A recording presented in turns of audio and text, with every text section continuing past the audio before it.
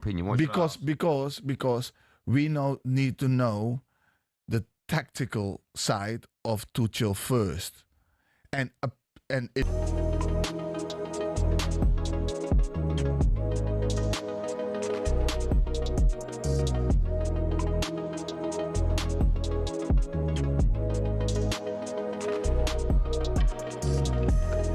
Talk Sport. 1 minute past one, good afternoon. Ben Stokes went out in a blaze of baseball yesterday, shocking the world with his mid-game retirement that no one has quite yet processed. Steve Harmison's known Stokes since he was 15. Is this really the end, full stop? There's people thinking that he might come back for the Ashes if the regime change. I don't think he will. Knowing Ben as I do, he's very, very stubborn. I think this is it for Ben Stokes. I think he's played his last game, and I actually think it's sad. Moeen Ali was once tempted out of retirement by Stokes to play in the Ashes, but agrees with Harmy that the decision seems final. He says he was a bit baffled by Stokes' decision to open the batting yesterday and slog it with so much time left in the game. I know what they were trying to do is get off to a flying start and try and close that gap as quick as possible. I would have personally preferred Brook and Stokesy to come in a bit later on when they need probably 200 to win, 250 to win, and then go for it. Well, today on day 5 of the game all but over, England have decided to play quite sensibly. I wonder if there are any regrets already. Sam Ellard. Where was this late yesterday? One ball until lunch, 191 for 7. England lost 2 quick wickets at the start of the session. Root ran out for 18, Gay nicking off for 10. Smith and Atkinson then batted sensibly for over 20 overs, although a short while ago Atkinson did go off for 19 runs, but he faked 70 balls and fought hard. It was a quicker ball from Santner. He was hit on the pad. Atkinson out LBW. We have just had the final ball of the session. Smith's got 47. Archie yet to get off the mark. We go to lunch with England, 191 for 7. Thank you, Sam. We're hearing that Elliot Anderson has passed his medical for his £116 million move to Manchester City. Jimmy Floyd Hasselbank has called for Morgan Rogers to move to the left wing against Dr. Congo, for Esri Konsa to move to right back, and Marnie Lebok will start at fly half when the two-time reigning champion South Africa face England at Ellis Park on Saturday in the inaugural Nations Cup. World Cup winning 10 Andre Pollard is not in the squad. Neither is Sasha Feinberg and Gomazulu, who's injured. England are expected to name their team later this week. Talk Sport News. Andy Burnham says there should be a Prime Minister's office in Manchester if he becomes the new Prime Minister, and a stalker who used fake Tinder profiles to lure men to his ex-partner's home has been jailed for 8 years. There's more with Emma at 1:30. Talk Sport weather with Quick Fit. Sort your new tyres this summer at a time that suits you best from the comfort of your home or work 7 days a week with our mobile tyre fitting service. Conditions apply. Another warm and sunny day for most of the UK, including at Wimbledon. Scattered showers moving into Northern Ireland and Western Scotland. Hello, I'm Matt Forden from talkSPORT. This is how to win the World Cup. This is the best squad I think England have ever had.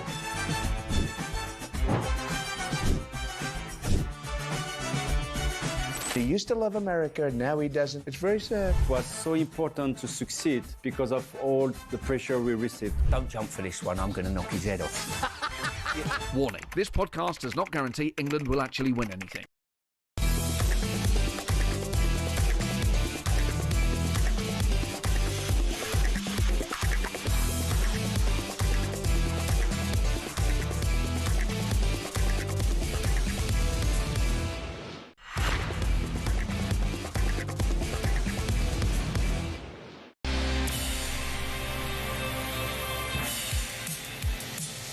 Good afternoon, UK, and good morning from New York. You're listening to Jim White and Simon Jordan. We are live on talkSPORT. So, the knockouts now underway as Canada progress to the last 16. Jesse Marsh delivers a rah-rah moment. Was it for his players or was it for the cameras? Meanwhile, Steve Clarke quits Scotland as they head home from this World Cup. Did this story need to end in a splitting of the ways? Also today, Ben Stokes retires, but did he deserve ECB backing? Is Xhaka swapping Sunderland for Chelsea? Did Boots Zayas live up to the billing?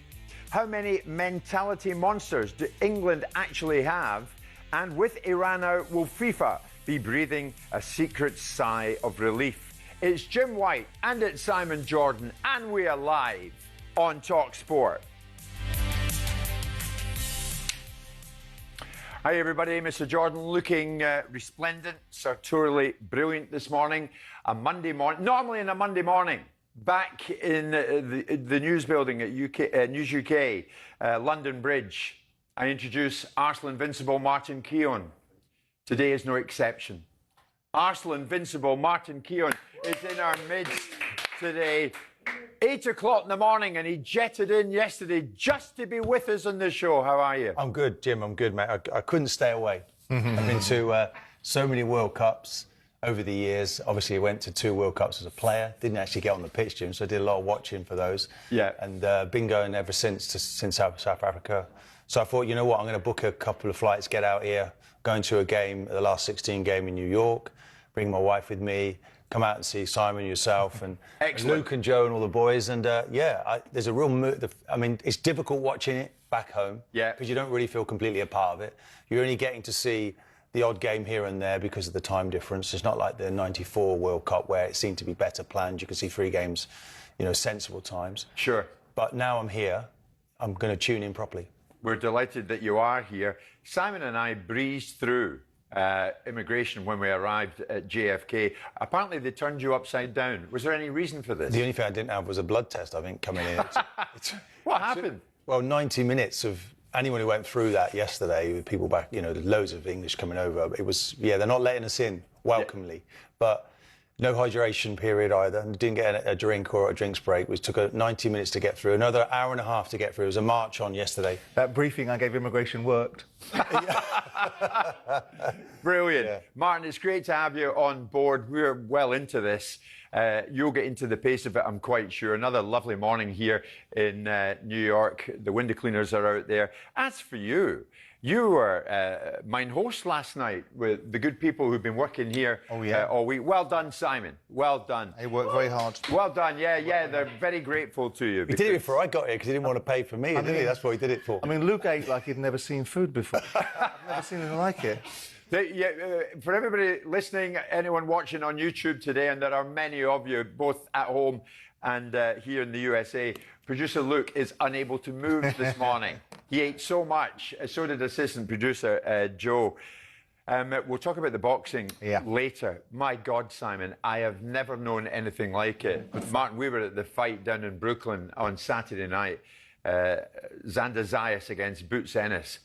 From start to finish, and Ben Whittaker was magnificent as well, wasn't it? Absolutely.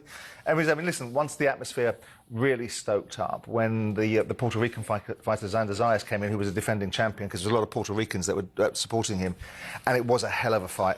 It was a hell of a fight. Yeah. And the atmosphere was incredible. At one point, I was going, these guys get nowhere near the British fans. And then that fight comes up, and then all of a sudden... Did it get tasty around you at the end of the night? We had Devin Haney sitting in front of us, and there's a little bit of an issue, it would appear, that Devin Haney gets involved in fights outside of the ring at fights. So they kind of moved him along a little bit. Right. But I was all happy with myself, thinking I'd got this ringside seat until John Terry pranced in and sat 2 rows in front of me, which I didn't much appreciate. Producer Luke and I were slightly in a raised area looking down on you, and you were preening yourself looking great. I loved that venue. I thought it was brilliant. The atmosphere was phenomenal. In and out, wasn't it? The Barclays Centre. You get in there and you can get out. Irrespective of the traffic, which was significant, you still got away pretty quick. OK, Martin, you get used to this. It is 1:10 at home in the afternoon. It's 8:10 in the morning. Good morning from New York. The knockout stages begin, Martin. Scotland have gone home. I'll get to that. Psychologically, for players and managers, how much of a shift do you feel at this point in the tournament, at major tournaments? Now it's knockout time. Yeah, jeopardy time. It does have a difference because you can plan through the 3 matches. When you leave that hotel room, that when you come back, you might be packing your bags and going. So you want to make sure that you get the job done. I think now it's a little bit different with this last 32, Jim, and you've got the 3rd place team. So there's a game where you feel very confident going into it, and England will feel that, of course, going against Congo. But we've got some good games coming up. Brazil, Japan is a tasty one. I wondered, would it be meaningful in terms of fixtures? But there's some really good fixtures to look forward to in this Netherlands, Morocco. Morocco looked really decent to me when they started off the competition against Brazil. I thought they looked really strong in that first half. Yeah. So Ivory Coast, Norway making 10 changes. So these are good games now that we can properly look forward to. Yeah. The round of 32 off and running, knockout stages of this USA World Cup.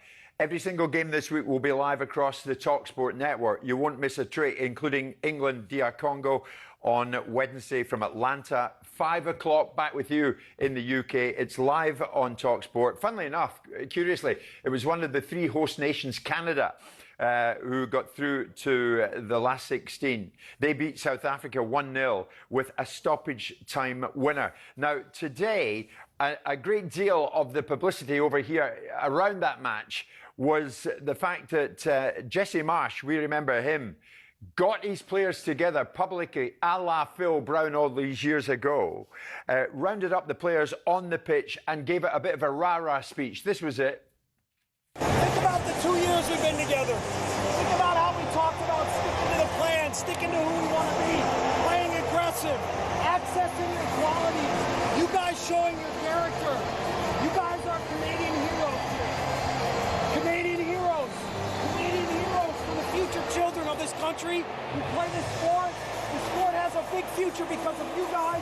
You should be so proud of who you are. You should be so proud of this game. You never crossed the heat. You went after it, point after point, moment after moment. You are Canadian heroes. OK, Canada, let's go. That was Jesse in full pelt at the end. Now, some criticised the moment, saying this was just for optics. Marsh, post-match, was having none of that. Sometimes I know that Americans, we get a certain rap for being boisterous, for being arrogant, for being outwardly vocal. And I know that in many ways that does describe me. And people, or at least people love to describe me that way. But again, I don't give all I care about is working with the teams I work with and the players I work with and helping them be the best that they can be. And I think that anyone who's worked on the inside with me would appreciate that is always my focus, is how to get the best out of people and provide an environment where they can go for it in every way and show who they are. And so this team has done that from the beginning. So that was Jesse Marsh. Ben Jacobs in conversation with Jesse. Simon, when you look at it, was it for the cameras? I mean, Marsh, from his part, was saying, really? I don't give a and cracked on. Do you think that was just for optics? Yeah, a little bit, but also I think there's a few scores being settled, a few points being made.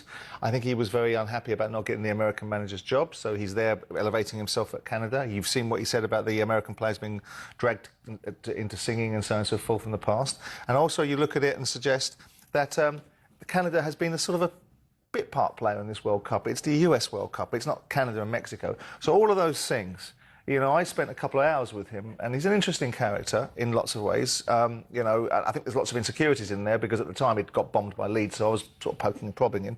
But look, this is an international tournament. It's not a domestic tournament. There's a different set of languages that might be deployed. There's nothing wrong with galvanising people. There's nothing wrong with showboating. We're in the entertainment business. Do I think it has all the integrity that a robust speech in a dressing room between the people that are talking to one another openly and honestly? It's not the same as Phil Brown. Phil Brown was wagging his finger at people. He was remonstrating with them and reprimanding them. Sure. This guy is eulogising and praising them.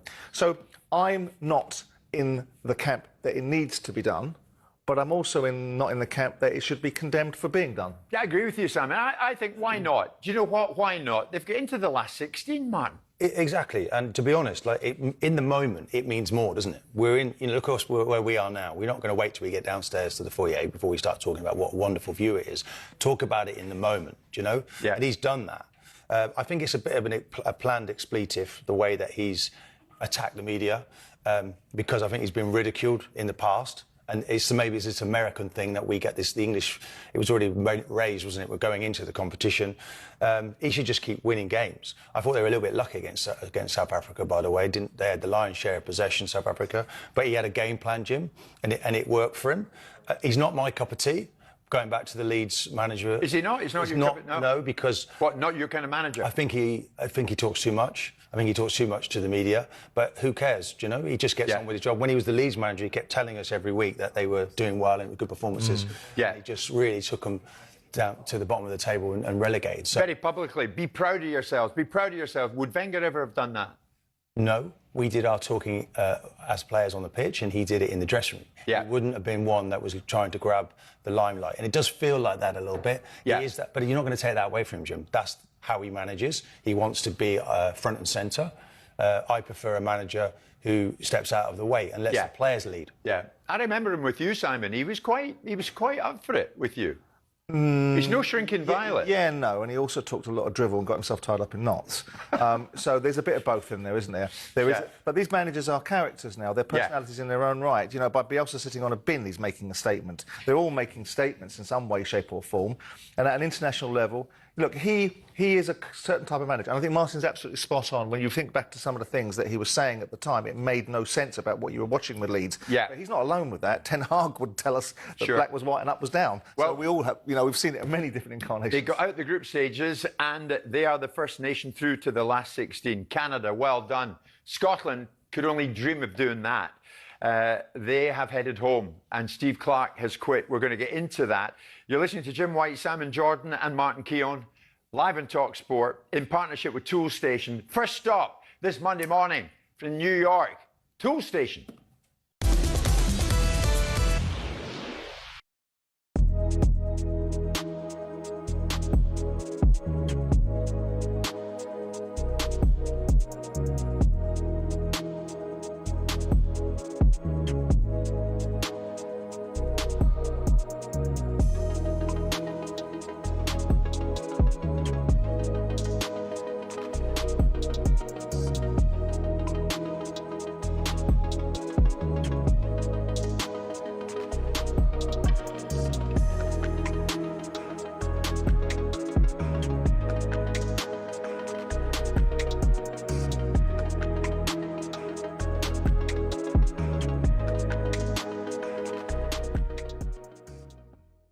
You mentioned him there, right, and about Nico Riley. Now, obviously, the manager made a change because he saw something could go on and he thought Spence would have been a better option. But you would have watched Nico week in, week out.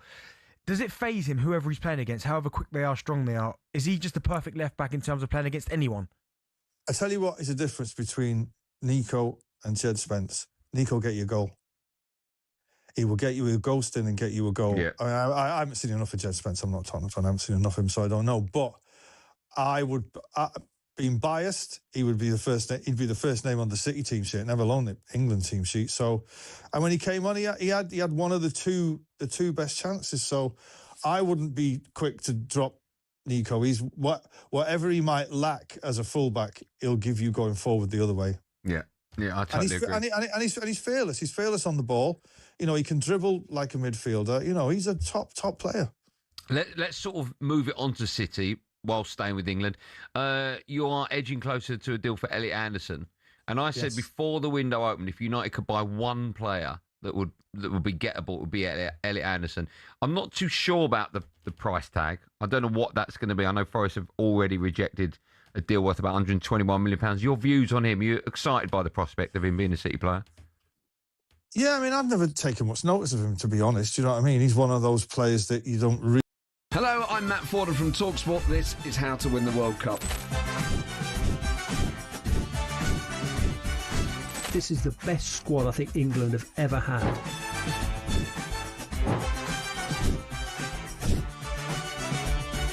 He used to love America, now he doesn't. It's very sad. It was so important to succeed because of all the pressure we received. Don't jump for this one, I'm going to knock his head off. Warning, this podcast does not guarantee England will actually win anything.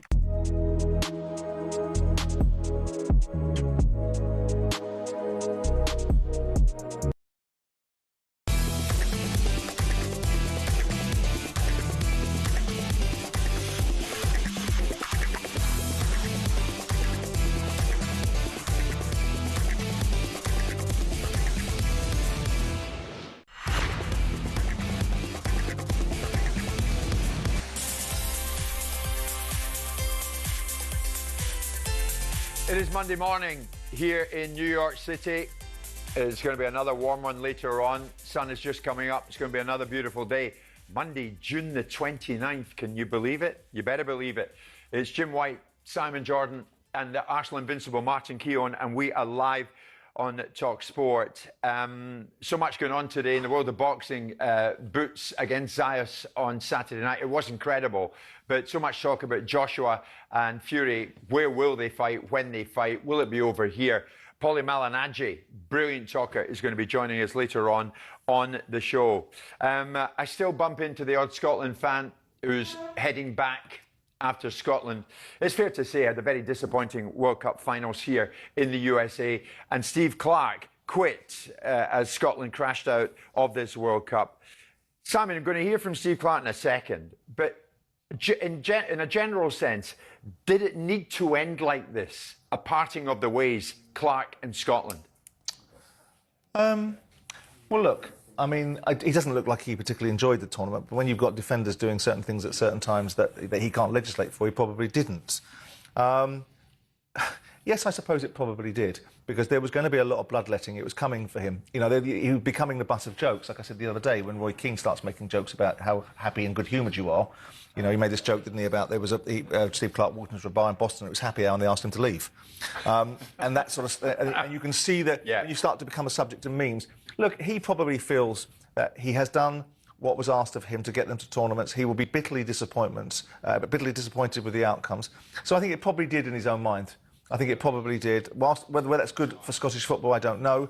People will come away from this tournament with reflections. If people close their minds, or close their eyes, not their minds, open their minds, and realise that playing against Brazil and Morocco were always difficult games, and maybe the style. But I get fed up with style over substance. Scotland could have played better and still got beaten worse. Would that have been any better? Would that have been any better? The only disappointing game I really felt, besides helping the opposition, and many a team do that, many a team, it would appear, give the opposition a helping hand, was the fact that they had Haiti and they didn't put Haiti away more convincingly, even though Haiti went on and made a game of it against Morocco and scored goals and so on and so forth. Yeah. That was the window of opportunity to build momentum into the tournament, to give them confidence and to lay a glove on it. Sure. And to show the Scottish fans that this is what we're about. We've just been talking about Jesse Marsch, haven't we? And if there's ever... an alternate, the opposite to Jesse Marsch, this is a manager, Jim, who is very straight with the players, much loved by the players. There's no bull for the media. He's not... You could say maybe that... in terms of charisma and personality in front of the media, then maybe it's something he maybe needed to build on. Oh, yeah, I would say so, yeah. Yeah, but he's got decent results for them, the amount of times they qualified in recent years. I do feel maybe it's a knee-jerk reaction, and he maybe should have given himself a little bit of time. Yeah. And maybe he was sort of taking it on his own. You know, Martin, I bumped into some Scots yesterday, though, and you've touched on that there. Personality, charisma. Many of the Scottish fans feel that Clarke lacked that at this tournament, especially post-match after Brazil. This was Clarke. We made it difficult for ourselves. That's it. Up against top-quality opposition like that, I suppose the frustration is they didn't have to work too hard for their goals. We gave them the goals, we gave them the game they wanted. Disappointing. Bit of a waiting game. Now, how do you look at what's to come? I was waiting, I didn't even think about that. Sorry, I don't even think about that. No worries, Steve, thank you. And that was that. He got thanked for what he did in that interview, which was precious little. And then he walked off. See, I don't think that looked good, Simon. And many Scotland fans have picked up on that over here. I hear you. And we will disagree on this in terms of whether it looks good or not. For himself, it might have helped him a little bit better if he stayed a little long. But there is a man that's exasperated. Absolutely exasperated. It's raw emotion. And disappointed beyond all levels of disappointment. So if you wanted passion and further, it might not have been Braveheart tub thumping, but it was someone that deeply cared about the outcomes and opportunity and wanted to be successful and can't find the words or the sentiments or the mental discipline to play the game.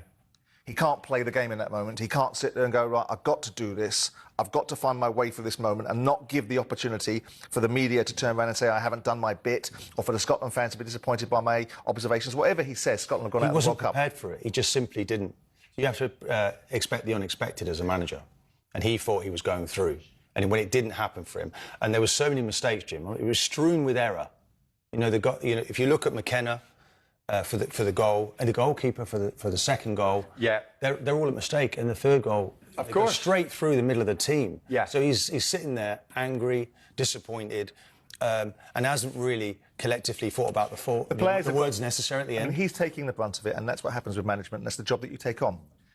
but let's turn the dial inward a little bit. Let's have a look and ask the players, did they do what they could have done? Were they good enough? Did they lay their gloves on the Well, that's right, Simon. Jim, a lot coming on the manager here, though, Steve Clark, but I would take my relationship over the manager more than I would. What he does publicly, OK, yes, he can do better. I'm not bothered about that. I want how he treats me, how he works with me, what selection does he make? There were 1 or 2 selections that he made, and you say, well, OK, were they the right ones? Right. Changing various personnel, and they didn't perform. I want your reaction to this, Martin, as a former top defender. Souness, Graham Souness, in his Telegraph column. Tell Pep Guardiola to work with this group and see what happens. The reality is there wouldn't be a different outcome. And then he says, Steve had been committed to playing out from the back, but I maintain if you asked 100 central defenders whether or not they'd be comfortable getting the pass Scott McKenna received ahead of the first goal against Brazil, 99 of them would say no. Is he right, Mark? No, not on that aspect of the ball out to McKenna. Scott McKenna had plenty of time to deal with that. He could even have gone back to the goalkeeper. The modern-day central defender, you know, he played with some exceptional, you know, Souness is probably going to ring in this time. Remember the last time he rang in when I complained. The ball, McKenna should have dealt with it. 100%. It's down on him. It's his mistake. But, you know, at the end of the day, the modern-day game, you have to pass out from the back, Jim. Otherwise, it just comes straight back to you. So Souness is not right on that one. But the question is, and I'm not defending Graham, do they want to? It's one thing having to deal with it and being asked to deal with it and try to be coached into dealing with it. Yeah. But as central defenders, don't you just want the ball nowhere near you in that moment in time, to be able to not be under that sort of pressure, to have to make decisions, to have to make choices, to be put into a situation where maybe you make a mistake? Isn't the better ball nowhere near you? Well, no, it's about working with the players to make sure that they're comfortable. And it's like, fear is like, it's a huge thing within our game. It's almost a disease in our game. So managers take that away. And the modern-day game, everybody's passing out from the back, Jim. Yeah. So I have to impart confidence in you to be able to go and do that. But that. if they can't do it, I mean, I hear you, and I've always been of the camp saying, what happens to why have we got so many one-footed players? What did they do when they were kids? Why were they allowed to only kick with 1 foot? But when you're at that stage in your career and you're asking players that are not great natural ball players, that are not great with the ball at their feet, they're head and kick merchants, which is the level that they're at. Why would Scott you put McKenna's got so much time there. He's got 3 touches of the ball. There's time and space. There's 15 yards from his opponent when he gets the ball. Simon, is you right, though, Souness, in that if it wasn't Steve Clark in charge of Scotland at this tournament and it was Pep Guardiola, the outcome would have been the same. But that is always the argument, isn't it? And that will always be the argument. If you stuck Alex Ferguson in Hartlepool, would they have done so well? Would he have done so well? I think there's a distinct possibility that most players that have played for Pep Guardiola have gotten better, with few exceptions, few notable exceptions that have not fallen foul of him. Yeah. I think they'd be better, but I think Graham's probably right. The raw materials, it's wonderful when you've got a player in front of you that you know is a really good player, and all you're doing is introducing him into your thinking about how you might want him to work a bit harder. Jack Grealish was asked to work a bit harder. So I think Graham's probably right. Yeah, but they're playing in situations they're not used to. OK, a World Cup comes around every 4 years, but invariably you've got players in most squads have got Champions League players, have got players who are playing high-level games. Yeah. Who are going after championships. So he's right then, Souness. So, I don't think anybody else in charge of that team could have taken them much further, but they probably could have gone to the knockout stages. But that's a great point you make. If no other manager out there could have taken Scotland further, where is Scotland at this time? Well, I think they could have gone to the next level. They could have gone into the next round. This is about goals conceded, isn't it? If they have 3 points, if there's teams with 3 points gone through, they could have done the same. The order of the day was to score more goals against Haiti than they did, and they weren't able to achieve that. And against Brazil, they just need to keep it down to 1 or 2. I want to go to call, Simon, but finish this for me. Where is Scotland right now? Well, they've got to look inward. The whole Scottish game's got to look inward about the domestic leagues in terms of how Celtic and Rangers bestride it and how the opportunities exist there, how the finances of the game, why you're not producing enough talented players. And the fact of the matter is, we keep on making this argument about Scotland being a small nation, but you can then superimpose that over other nations in Europe and other nations around the world that have got small populations and they're producing outcomes. So you have to look at... I think you have to... I know it's easy for me to say, and he'll say I'm always doing this. You've got to look at some of those players. Andy Robertson came into the team, did nothing. This is an experienced player that should have done better for Scotland at certain times. Players on the field that were there to create outcomes didn't do their jobs. Forwards up front like Shankland couldn't even get the ball to stick and help the team. Yeah. There's a lot of that about the players out there that didn't help Steve. I want to hear from Scotland fans this morning. I know you're down and out, but get in touch with the show. 03717 223344. Join us on the show in the next few moments here in New York. And basically, should the next candidate have to be Scottish? Is it benefiting or stupid to restrict yourself to one national identity in this role? What about expectations? Were they unfair or were they pretty much in the button? Many people here say in the current structure of this World Cup, it's more hard not to qualify for the next stage out of the group than it is to qualify.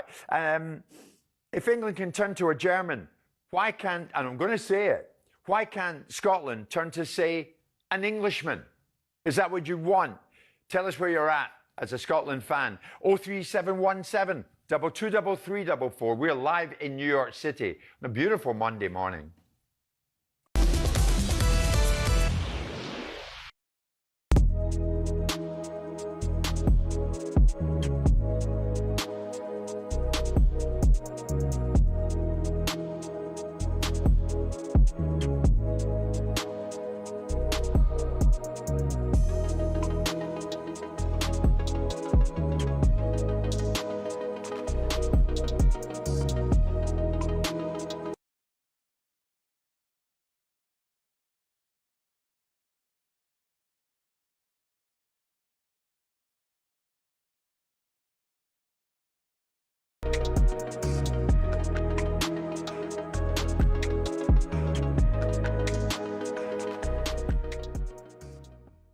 Jude Bellingham, 3 games, 2 goals, 1 assist.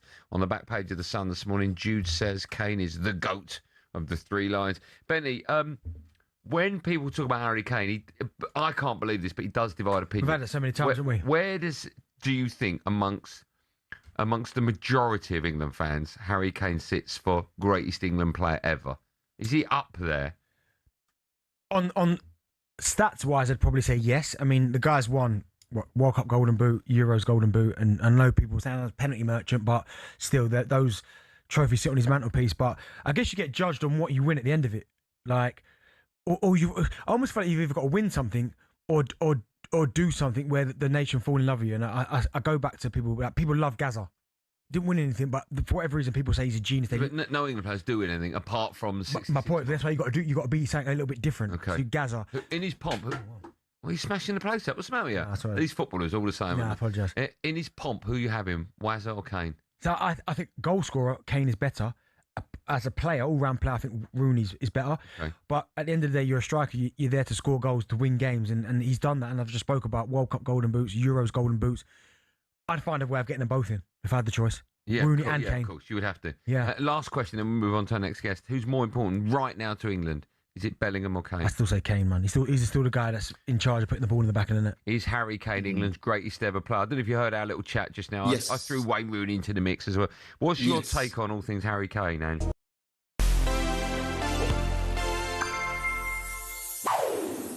We all know that in history, Pele's a GOAT. He's won the World Cup 3 times, the only man to have done so. But let me tell you about the one he didn't win, and that made him quit World Cups for good. Ahead of the 1966 World Cup in England, Brazil were favourites again. They won in both 58 and 62, meaning a historic three-peat was on. But their opponents all had plans to stop Pele. Bulgaria set a trend in the first group game. The instruction? Take Brazil's main man out of the game. Pele came away so battered and bruised he couldn't even take part in Brazil's next match against Hungary, which they lost. He returned for the next one against Portugal, but they channeled their inner Bulgaria. This is one of numerous brutal challenges throughout the 90s. Remember, this was pre-substitution, so Pele had to hobble on before being carried off at the end. It's even tough to look at now. Brazil lost and were out in the group stage. Speaking years later, Pele still had sore memories. At the time, he said he'd never play at the World Cup again. FIFA responded by introducing subs and red and yellow cards. Pele did come back in 1970 as part of the greatest team in World Cup history.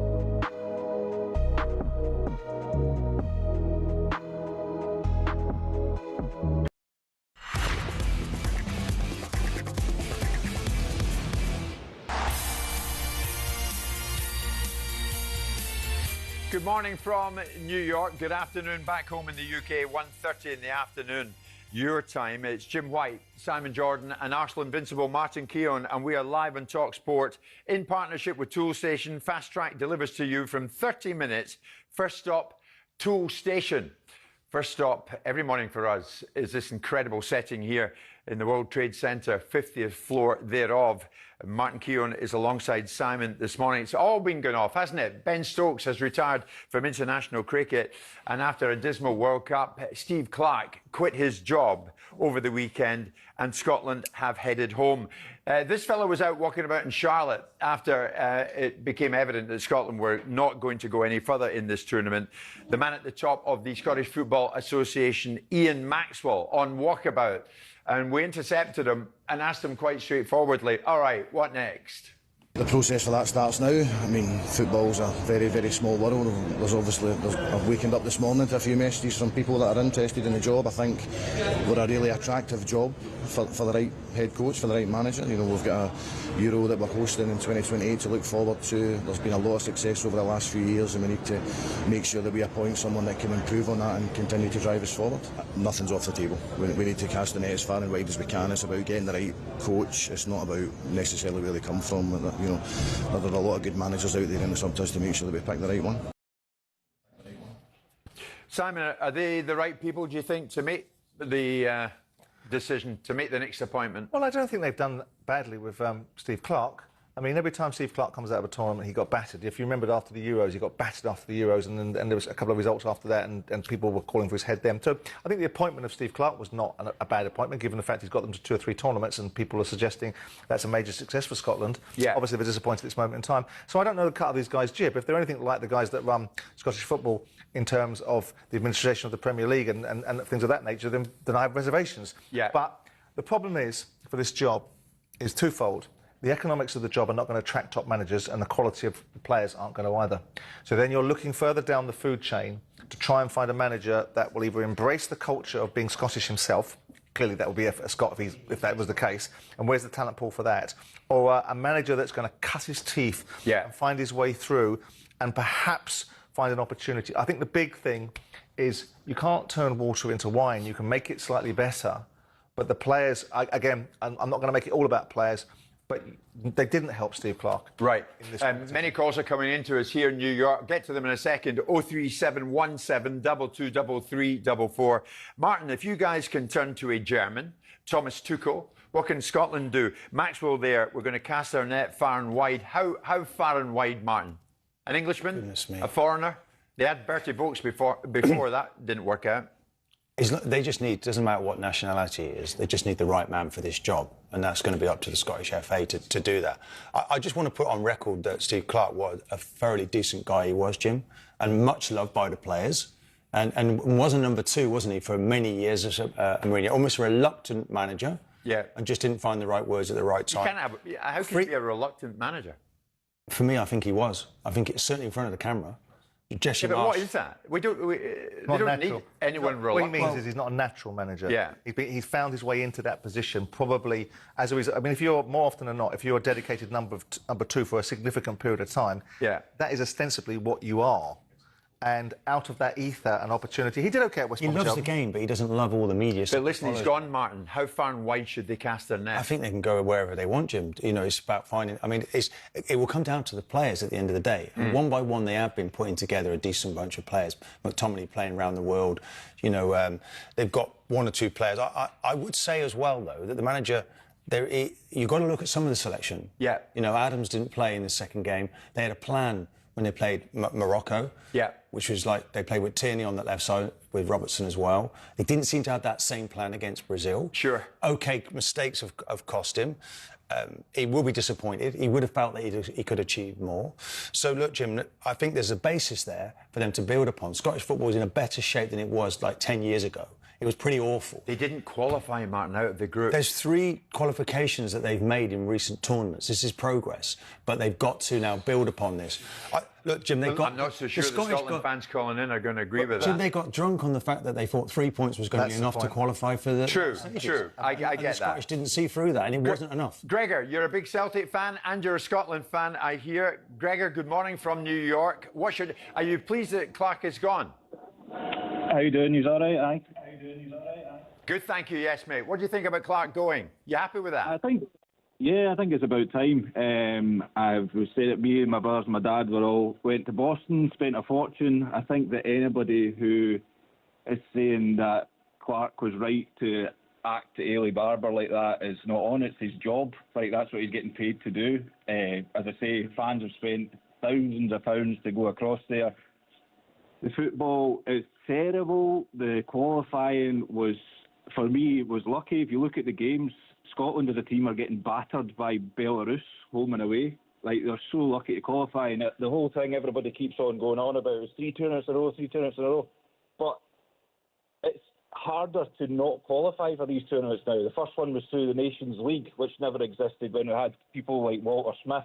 And when we were going to games, we beat France home and away, don't qualify because we've got France and Italy in the group. Like, the group's 4 teams. Sure. Gregor, I'll ask you this before you leave us. Do you want the next manager to be Scottish, or are you not bothered? In an ideal world, I mean, I would give Ange whatever he wants, but I don't think you'll get him. So I think John McGlynn's the man for me. Falkirk play attractive football. Again, quickly if I can, just Keown putting it all on McKenna. If you actually watch it, his 2 midfielders, when he turns, are about 25 and 30 yards away. Like, as a centre-back, if you've got the ball, you want to turn round and have a pass option. Robertson's a Champions League winner. He's standing behind another player. He's got 0 options. Like, it's like Steve Clarke never coached any of the team. It was so bizarre to watch. What would you say to Gregor just in the past? No, I think he could have gone back to the goalkeeper, couldn't he? And it's yes, you've got to find solutions. Yeah. The goalkeeper can see that everybody in midfield is already picked up before he passes it out. But at the same time, you try to progress it. You can't just hoof the ball forward. Sure. But they probably would have been best based doing that in the end. Gregor, we appreciate your time in the call. Arthur, Kilmarnock fan, Scotland fan. Where are you at with this, Arthur? What do you think? The next manager, have you decided who you want? Well, the next manager, if I was managing a pub team and the players did what the players did against Brazil, I would be incandescent with rage at that basic amateur level. You cannot, as a back, pass it to the opposition in your own box. Now, how does Steve Clarke feel at this point? He's put them out there. Yeah. Andy Robertson's hiding, apparently, from the last caller. It could have gone back to the goalkeeper. If you did that in a Sunday league game, you would get hammered. Steve Clarke, why would you go on from here? He's taken the fans on a fantastic journey. He's showcased McTominay. He's got McGinn. Nobody else can get a game for any other team. 9 from 10 African nations are in the next round. Scotland has tiny blokes playing against giants who've not only got a first touch, they've got a first touch with either foot.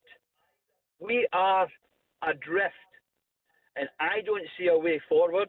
As your very good guests have pointed out, who wants the job who would have the ability to take Scotland to a better place? Arthur, is it really a reasonable expectation that you're presenting here? Because look at the seeding of Morocco and Brazil. These are 2 really good teams. I mean, were Scotland really going to finish in the first 2? Before you came into the competition, did you think you were going to finish above these 2 teams? No. Brazil, 6 in the world. Morocco, 7 in the world. You're getting nothing from those games. So you need to beat Haiti 4-0. Why? Look at qualifications. 3 points takes you through if you have any kind of plus or 0 goal difference. In any competition, third place has 0 goal difference.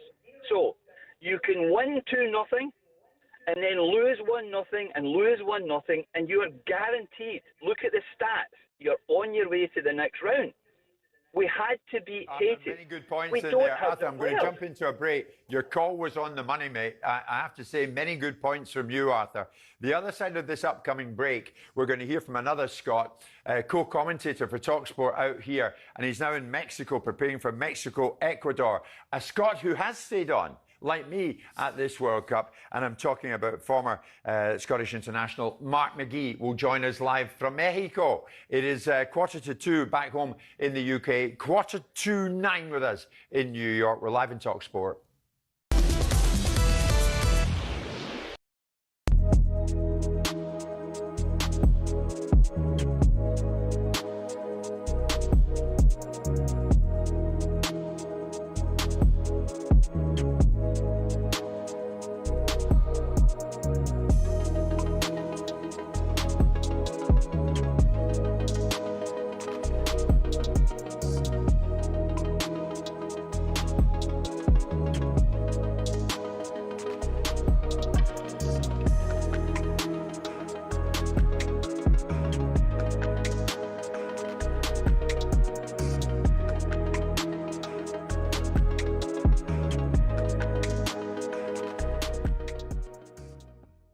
Ronaldo is top, still top.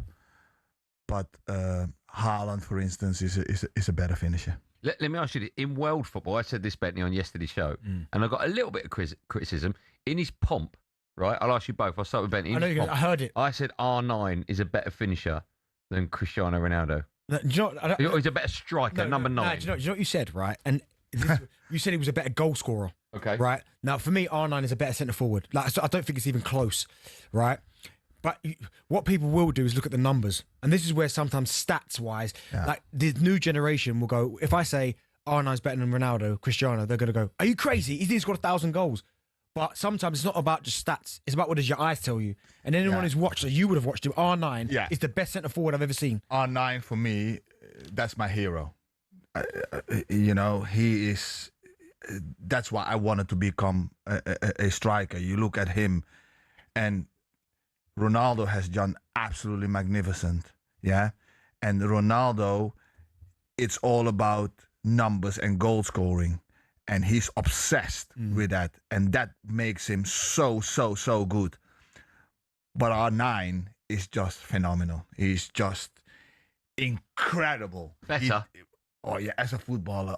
So much both more agree with natural. me on that. Yeah, but you said, because the way you said goal scorer. Yeah. Now, you can't compare the numbers because Ronaldo's numbers are crazy. You know what I mean? Like a better player. He's a better player. Yeah. He's a better player. He's the things that he used to do, picking up the ball and dribbling, the goals that he scored for Barcelona.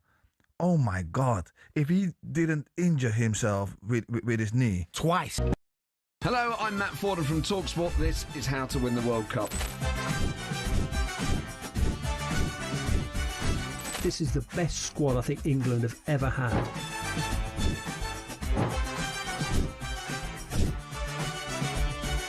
He used to love America, now he doesn't. It's very sad. It was so important to succeed because of all the pressure we received. Don't jump for this one, I'm going to knock his head off. Warning, this podcast does not guarantee England will actually win anything.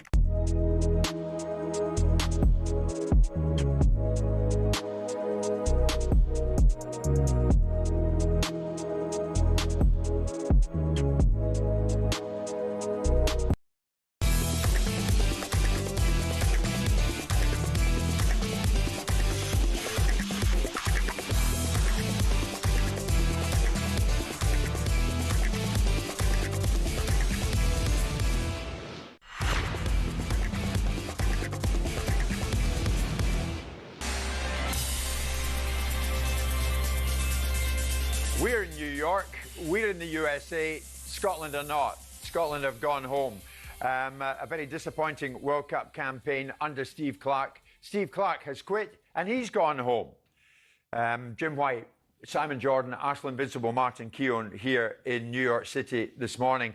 And basically we're asking a whole bunch of questions post-Clarke. If England can turn to a German, Thomas Tuchel, why can't Scotland turn to, say, an Englishman? Would that be just as acceptable? I wonder what this Scotland fan, former Scotland international, thinks of it all. He joins us live from Mexico, preparing for another talkSPORT co-commentary, and he is Mark McGee. Mark, hi to you. We're talking Scotland, we're talking disappointment, we're talking about going home when Scotland would dearly have loved still to have been here.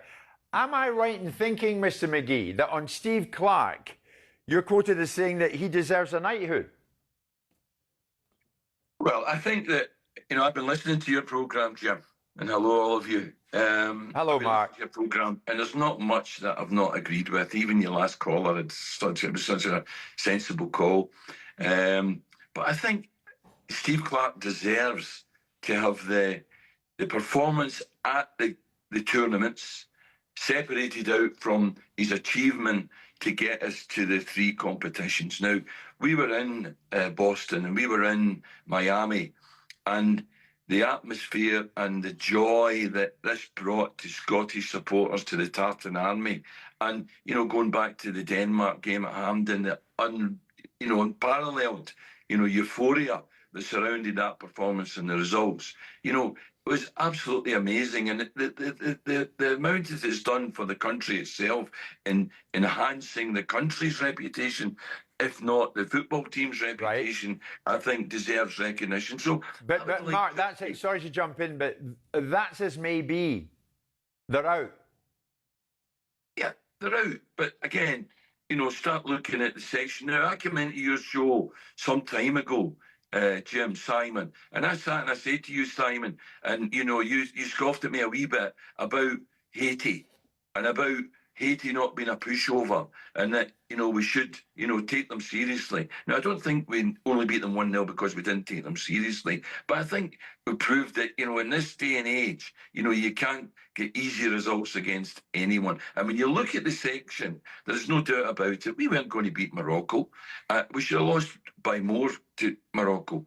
We're never going to beat Brazil. And yeah, we could have beat and should have beat Haiti by more if we had played better, that is.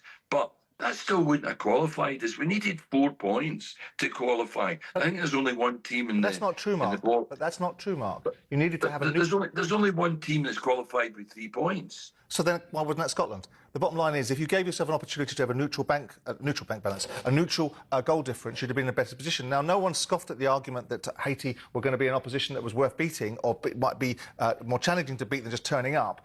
But you had to play better in that game, and you didn't play better in that game, and you needed to start the World Cup in the right footing and not be grateful and relieved that you got a 1-0 win. Go into that game with the opportunity to win it convincingly. You set yourself up, maybe win it 2 and 3, and then if you shipped 2 against the Brazilians and you shipped 1 against the Moroccans, you've got a neutral goal difference. But the idea that you go into these games, and the big thing that Scotland fans must be choked about, and Steve Clarke must be choked about, is you didn't make it difficult for the opposition. You gave them goals. And the opposition didn't need a hand from Scotland. Individual mistakes of Steve Clarke can't... You're preaching to the converted, all my teams have been attacking teams. As a manager, I played with teams that were on the front foot, that went to the opposition.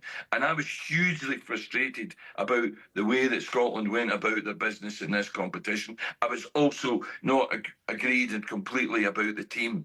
There were several changes that I could see that I thought would improve it in the Haiti game from the start of the Haiti game. And, that was... So that must mean, Mark, that you must be critical of Steve then, not because I don't like the fact that Steve's catching shrapnel. I'm critical of him, Simon, in the competition and in some of the decisions he made, but I still maintain that he deserves... He's had a legacy. He's taken the team to... so for instance, Jim was saying about me saying about a knighthood. So I made a comparison with Gareth Southgate. Gareth Southgate took a team that were quite low down in their expectations, and he raised the ceiling on their expectations. Now, what Steve Clarke's done is he's kind of raised the floor of Scotland's expectations. So now people are expecting to qualify for competitions, and that is fair. So Mark, when James Souness says in his Telegraph column today, tell Pep Guardiola to work with this group and see what happens, the reality is there wouldn't be a different outcome. He's right, is he? You know, listen, when I took the Leicester job, Sir Alex Ferguson said to me, don't take the job. He said to me, if I go there as manager, you can't keep them up. And I argued, well, if I can't keep them up, I'll get them back up. So I went anyway. But, you know, he said exactly what you're saying, Jim, and the same remains true with, you know, the Scotland situation. You know, but, you know, my point in saying about a knighthood is that's not what it's about. I'm just trying to, you know, give the guy credit for what he's done. No, I get that, Mark. His legacy a wee bit. But, Mark, if this is as good as it gets for Scotland, how attractive is the job? No, it's not as good as it gets because there was more to be got out of that team, as Simon says. There was more to be had out of that team. You know, you talk about Ben Gannon-Doak. Ben Gannon-Doak played 107 minutes of football last season. Now, you know, trust Bournemouth. They know what they're doing with their own player. Yeah, but here we are again, Mark, that Scotland look as if they've come and gone and they've just made up the numbers. In essence, that's what they did. But, you know, you're talking about going forward. Going forward, there's more to come. There was more to be had out of that team. Someone coming in can hopefully get a bit more out of that. Who's the someone, Mark? Well, I would spread my net far and wide, and I heard Simon say it. We trusted the executive at the SFA to make the Steve Clarke appointment, and I think it turned out to be a really good appointment. Took us to 3 major competitions. Trust them to do the same. I think at this stage they should be casting their net far and wide. An Englishman is, you know, a hard call, but it's not. We shouldn't rule it out. You know, there's no kind of willful blindness. You know, if he's the right guy. Mark, just be the guy. Mark, just looking at Haiti in their last game, and they went ahead twice against Morocco. And you said Morocco, what, 7th in the world, and they didn't play with fear. For the next Scottish manager, already qualified. Is it a case of like, okay, now they need to play a bit more football? And is it held this Scottish team back? The fact that it's 28 years since the previous time they made it into a World Cup. They didn't seem to play with any kind of freedom or expression. It was about the results business, and you have to develop your team. It was about getting a result against Haiti, which they seemed comfortable with, and in the end, that's probably cost them because they needed more goals. Yeah. And then the next 2 games, they did a job against Brazil, which I thought actually was a good. Against Morocco, they kept it to 1-0, where they played with 2 fullbacks on the left-hand side. So what does the next guy do now? Obviously, qualification's key. But this current team, doesn't play with expression and plays with a lot of fear. How would you introduce that, and how do they go about that? Martin, you're still subject to the ability of the players that you have. You know, now, so you're saying they're not good? Are you saying the players are not good? But Mark, you can't have it both ways, right? You can't say there's more to be had and then say you're subject to the ability of the players. If there's more to be had, why didn't Clarkey get it from them? Well, that's the question that hangs over him, you know, and that's still a question that I... Well, why do you think he didn't? Well, why do you think he didn't then? Why do you think there was... If there's more to be had, why didn't he get it? Well, I can't answer that, Simon. You know, he for me... Well, I'm answering it in my own way, I suppose. Yeah. For me, he didn't play... I mean, John McGinn, for instance, I would always have John McGinn in the Scotland team playing more central. You know, I think you get the best out of his abilities and you get the best out of his captaincy. I think that Ben Gannon-Doak, having played 107 minutes in a season, wasn't ready to be a starter.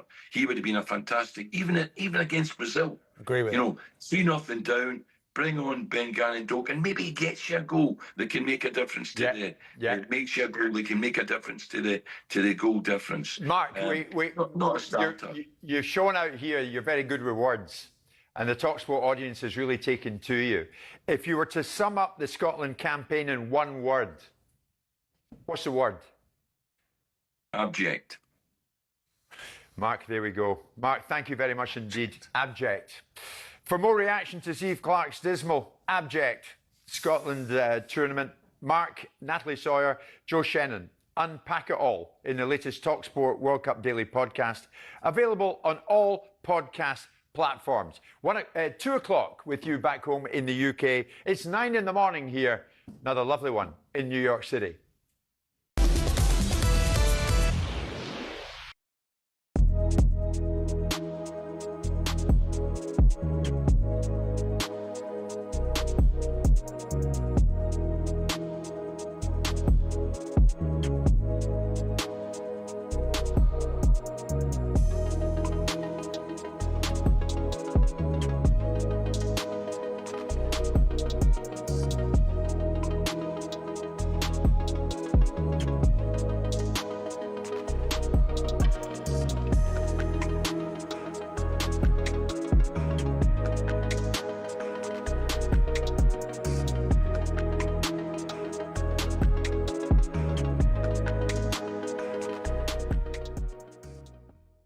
I love him, and people have asked me would I take him at Arsenal 100%.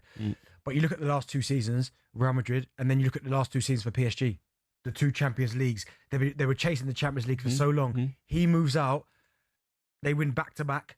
It just doesn't look well. On Mbappe, does it? You could say that he's responsible for that. But in the meantime, when you see what Luis Enrique, the Paris Saint-Germain manager, has changed, the way the team has changed, the unity, everybody is playing for each other, they're fighting for each other, on the pitch. And that's why, in every team they have met, they're beating because of that. They have the quality, but they show, real mentality, unity all together, the togetherness, But Kylian Mbappe, I think I won't be the guy who will say that he's the one responsible for the mess at Madrid. I think if you have Mbappe in your team, you are in a good position to win something. Yeah. It depends as well of other players, The ego of players, in Madrid is so huge and devastating, in the dressing room. Is he the best player on the planet? Actually? Yeah. I won't say that. He's one of them. Who is? This season? Or you're saying? Right now. If you're going to maybe write a list of your top 5 players, who would be number 1 best player in the world right now? I really love Olise. He's been amazing for Bayern Munich. Yeah. And the way he entered into the national team without any pressure,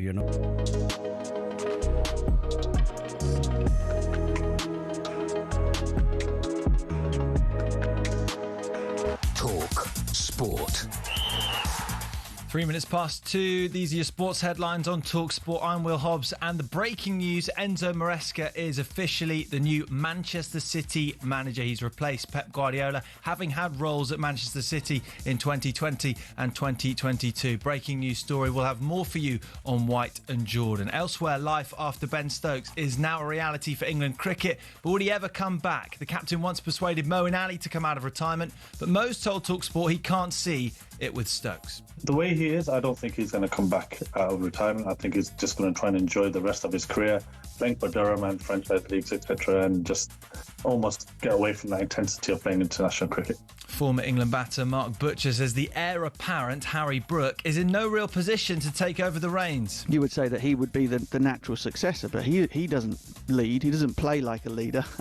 And therefore it's going to be very difficult for him. And not to mention the fact that having all 3 jobs is just a ridiculous idea, to captain T20s, 50 over and test matches. With England on the cusp of series defeat to a depleted yet impressive New Zealand team at Trent Bridge, Ben Stokes' life as captain is not quite done yet, but nearly. Sam Ellard is watching. England 200 for 8. Jofra Archer goes off the lunch. Smith with a shorter ball. Archer tries to get out of the way, and as he turns away from the ball touches the bat on the way through to Blundell, who takes a simple catch. England 200 for 8. New Zealand now needs just 2 more wickets for victory.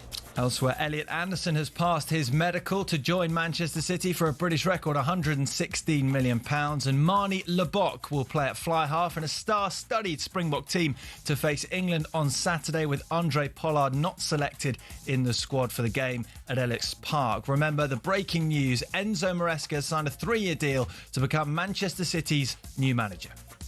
Talk Sport News.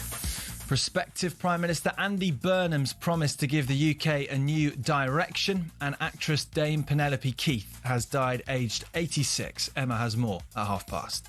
talkSPORT weather with QuickFit. This summer, treat yourself to Bridgestone Turanza All-Season 6 tyres with a 25,000 mileage guarantee. Book today at quickfit.com. Conditions apply. A warm and sunny day at Wimbledon and Trent Bridge. Scattered showers will also move into Northern Ireland and Western Scotland. Hello.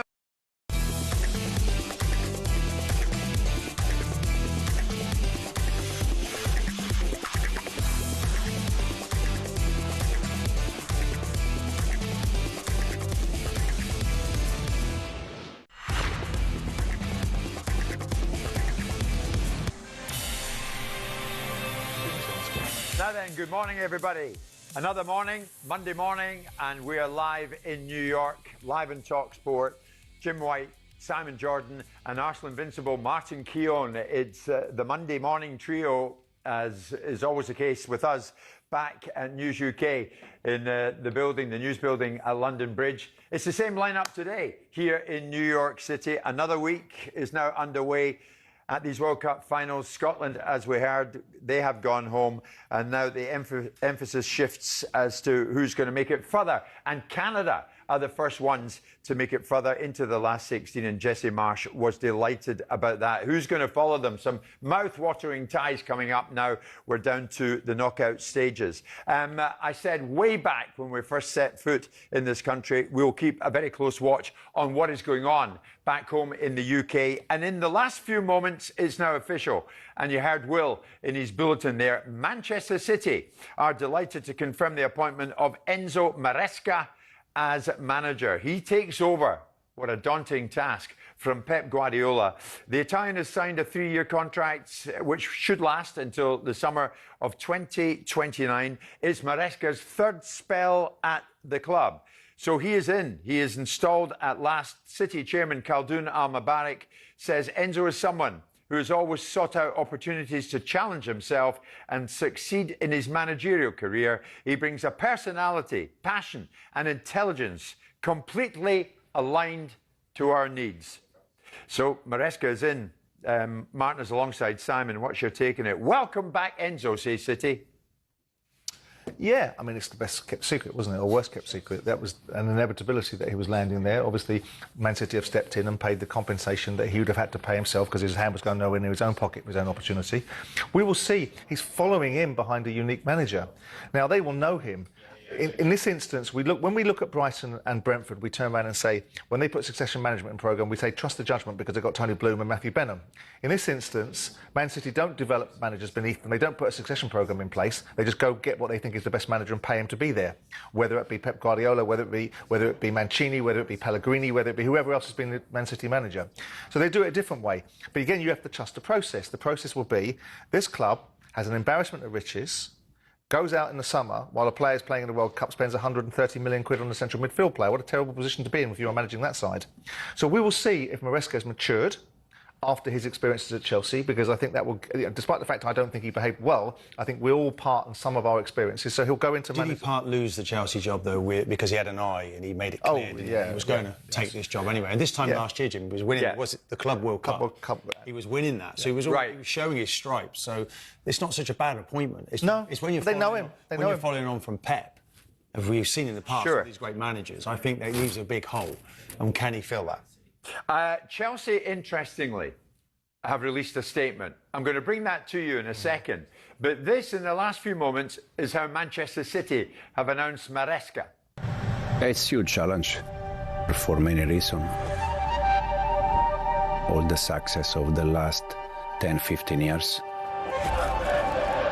is exciting because the target is to continue to do the most important thing in football, that is try to win, to achieve important things. Mark. I still remember that season for the trophy that the club achieved, but also for the entire experience. Me and my family, we like a lot Manchester as a city. We feel very good in the 2 years we spent here.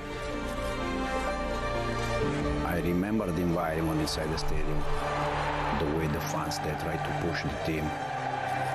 I don't have any doubt that they're going to support the team and they're going to support the new manager. Come on, City.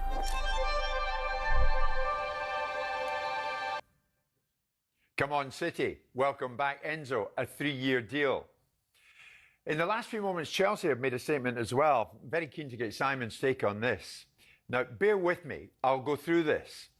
In autumn last year, say Chelsea, the club was informed by our former head coach that there might be an opportunity for him to succeed Pep at the end of the season. It became clear to us that it was his strong desire to succeed Guardiola and that he was fully committed to pursuing the opportunity, despite the fact he was under a long-term contract, which he had no right to terminate. In December 2025, our head coach unexpectedly and abruptly resigned from his position. Obviously, we felt let down, as we believed that his head and heart were focused on another club and another opportunity, despite having just arrived at Chelsea the year before. No club wants to change its head coach midway through a season.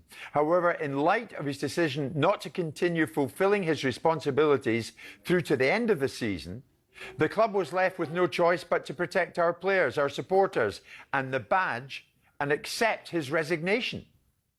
In the circumstances and given the mutual respect between clubs, a confidential settlement has been reached with Manchester City, which includes the payment of compensation. A confidential settlement has also been reached with the former head coach, under which he will pay compensation.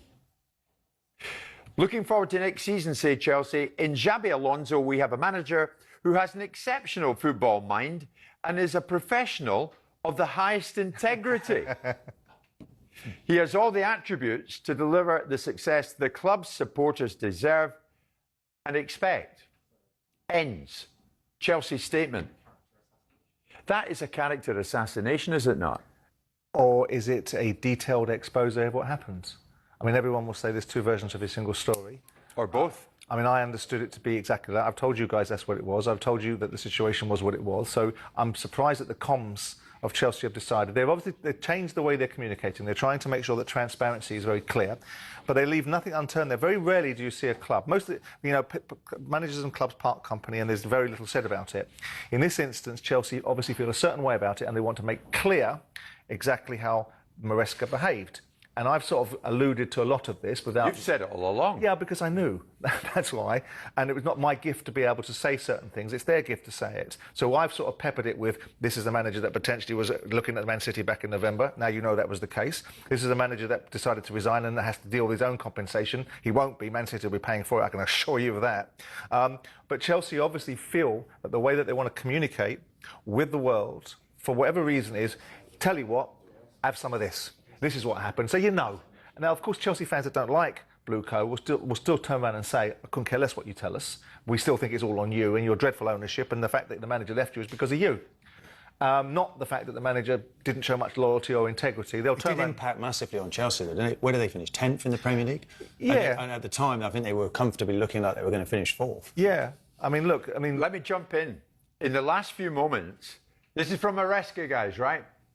Maresca himself has issued a statement, obviously off the back of what Chelsea are saying. What's your take on this, Simon? At the end of December 2025, I made the difficult decision to leave Chelsea. The decision was only mine. My resignation from Chelsea opened a path for me to join Manchester City, which is a club I knew very well. I'm ecstatic I've joined City. I recognise that my departure from Chelsea in the middle of the season caused disruption for the club, and I apologise for that. It was neither my intention nor my wish. I was treated well by everyone at Chelsea, and together we achieved great success and memories that I will always treasure. I'm grateful to the club, the owners and the fans for giving me the opportunity. The standout line in there, Simon, I recognise my departure from Chelsea in the middle of the season caused disruption for the club. I apologise for that. Well, he's been advised, I would suspect, that when someone goes low, you go high. Right? So he's taken the statesman point of view and saying to Chelsea, aren't you supposed to be the leaders and the dignified ones? Here I am, having orchestrated the situation, having created disruption, having been disloyal and lacking integrity, and having potentially been approached or made himself available to another club whilst under contract, and a raft of other things that I know that were tantrums going on inside dressing rooms. Is he right? But I'm going to play the high ground. Is he right to do that? No, I think he's a saucy sod, and I think Chelsea's attitude is actually more on the money. But I would, because I'm coming from the ownership point of view. I know some of the things that went on behind the scenes, and some of the outbursts, and some of the childish antics from this manager that I hope he's lost when he goes and manages Man City. And that's why I say his experiences at Chelsea, because we are all the subject. I don't suppose I was as wise or educated 10 years into my ownership as I was when I first walked through the door. This was his first major managerial job. He, I think, behaved like a child in the press conference and got smacked. But now what he's doing is he's looking at Chelsea's statement, and like the old saying is, when they go low, you go high. But I think he's got a cheek, but fair play to him for doing it. It's quite remarkable, this turn of events now. Martin, Simon has so aptly described it. And he's had to, it's an unusual set of circumstances that a manager goes to a club but has to apologise for the way in which he left the last one. I think there's a lot of animosity towards him. And the wheels for Chelsea did pretty well come off, and showing the importance of a very good manager. But it was a very young group of players, Jim, that were impressionable. And maybe now I think he tries to put a lid on it. And that's the end of the matter. But there's a lot of tension between these two clubs. You're going to see that. He's not apologising. He's not apologising. He's killing them with kindness. He's playing the... Oh, he's officially apologising. He's not really. There's no depth to that apology. The apology is basically as a direct response to what he looks like the statesman in this conversation. Chelsea look like they're indiscreet and they look like a scorned ex-wife, right? He doesn't. He looks like somebody that, well, you know what? I recognise I could have done better.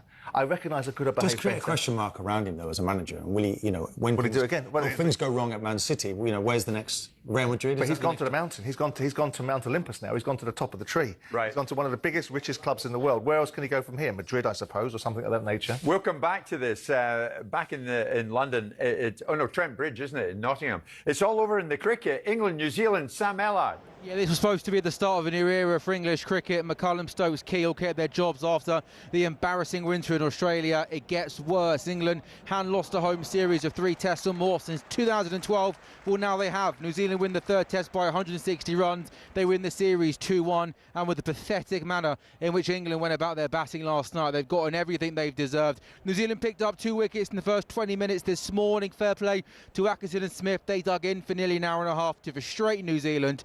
But New Zealand picked up Atkinson's wicket before lunch. In about, half an hour or so into the afternoon session, the Tourists have wrapped up the win after lunch, bowling England out for 212. We know that Ben Stokes isn't going to be around from here on in, but surely there's got to be big change coming now. The start of the Bazball era feels a long time ago. That was fun and refreshing, but bad results, poor preparation, lack of accountability, cover-ups, retirements, fans losing patience. It surely has to be time for a change. England nowhere near good enough, been bowled out for 212. New Zealand win the 3rd test match by 160 runs and they win the series 2-1. Jimmy, Sam Ellard, thank you for that. Sam's reports have been coming over to us fairly loud and clear here in this part of the world. So has the news that Enzo Maresca has taken over at Manchester City. So has Enzo Maresca's statement as well in the last few moments. I recognise my departure from Chelsea in the middle of the season caused a disruption for the club, and I apologise for that, says Maresca. It was neither my intention nor my wish. We'll get back to that. Jim White, Simon Jordan, Martin Keown, live on talkSPORT in partnership with Toolstation. First stop, Toolstation.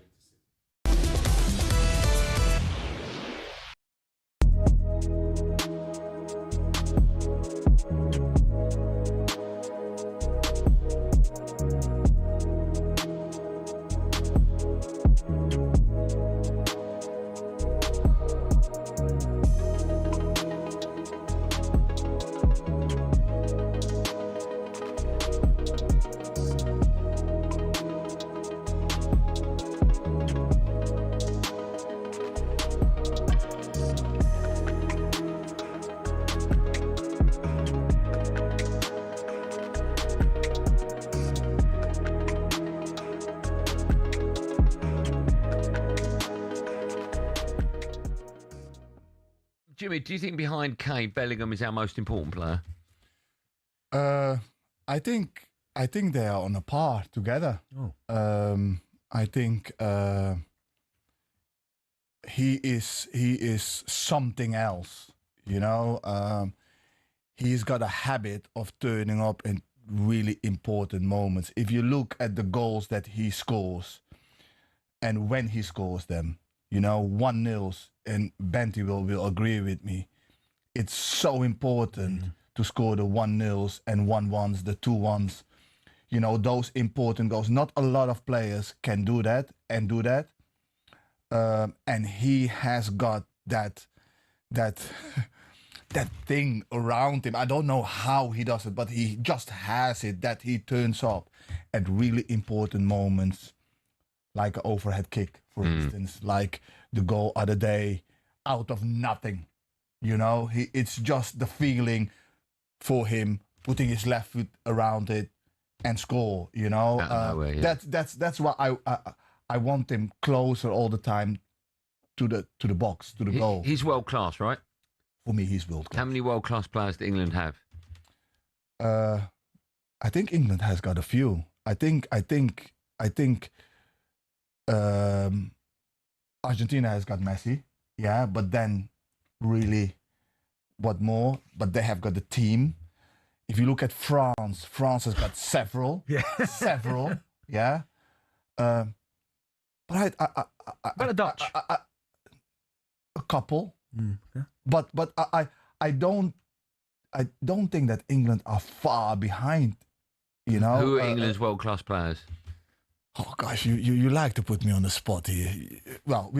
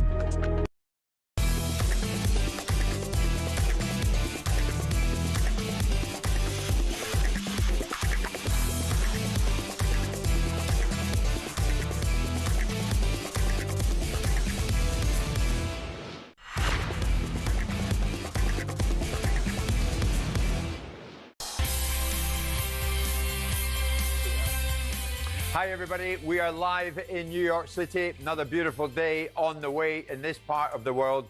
Hope it's good wherever you're listening all the way back in the UK. And as far as we gather, the weather back there is a bit more tolerable than it has been.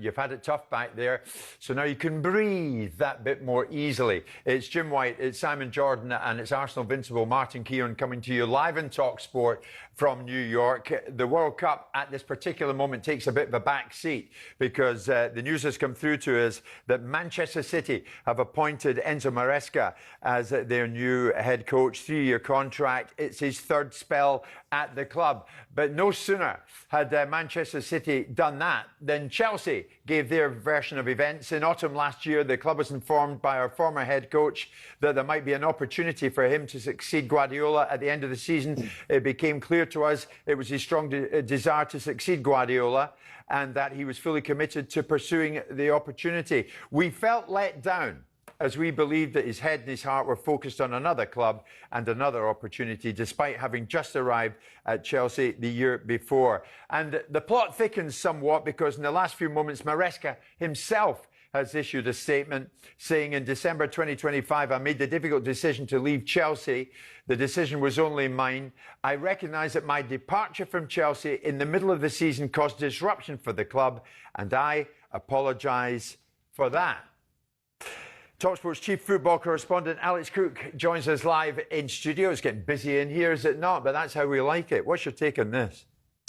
Well, it feels like Chelsea have played a blinder, to be fair. £17 million compensation, as we understand it, from Manchester City. A separate compensation agreement from Enzo Maresca himself. I think that apology is also part of the settlement package, if you like. And, yeah, fair play to them. I think this is football clubs taking control of their managers. And it's interesting, just speaking to a few sources connected to this situation, I've been told in the last 10 minutes or so that, yes, they granted Maresca permission to speak to City about potentially replacing Guardiola at the end of the season, as they say in their statement, and that when he came back from that meeting, he was a different character than the one that went into it. So I think he forced his exit. I think he was hoping that they would fire him. They didn't do that. And obviously in the end, he had to walk away. On New Year's Day, I think it was quite a dramatic departure.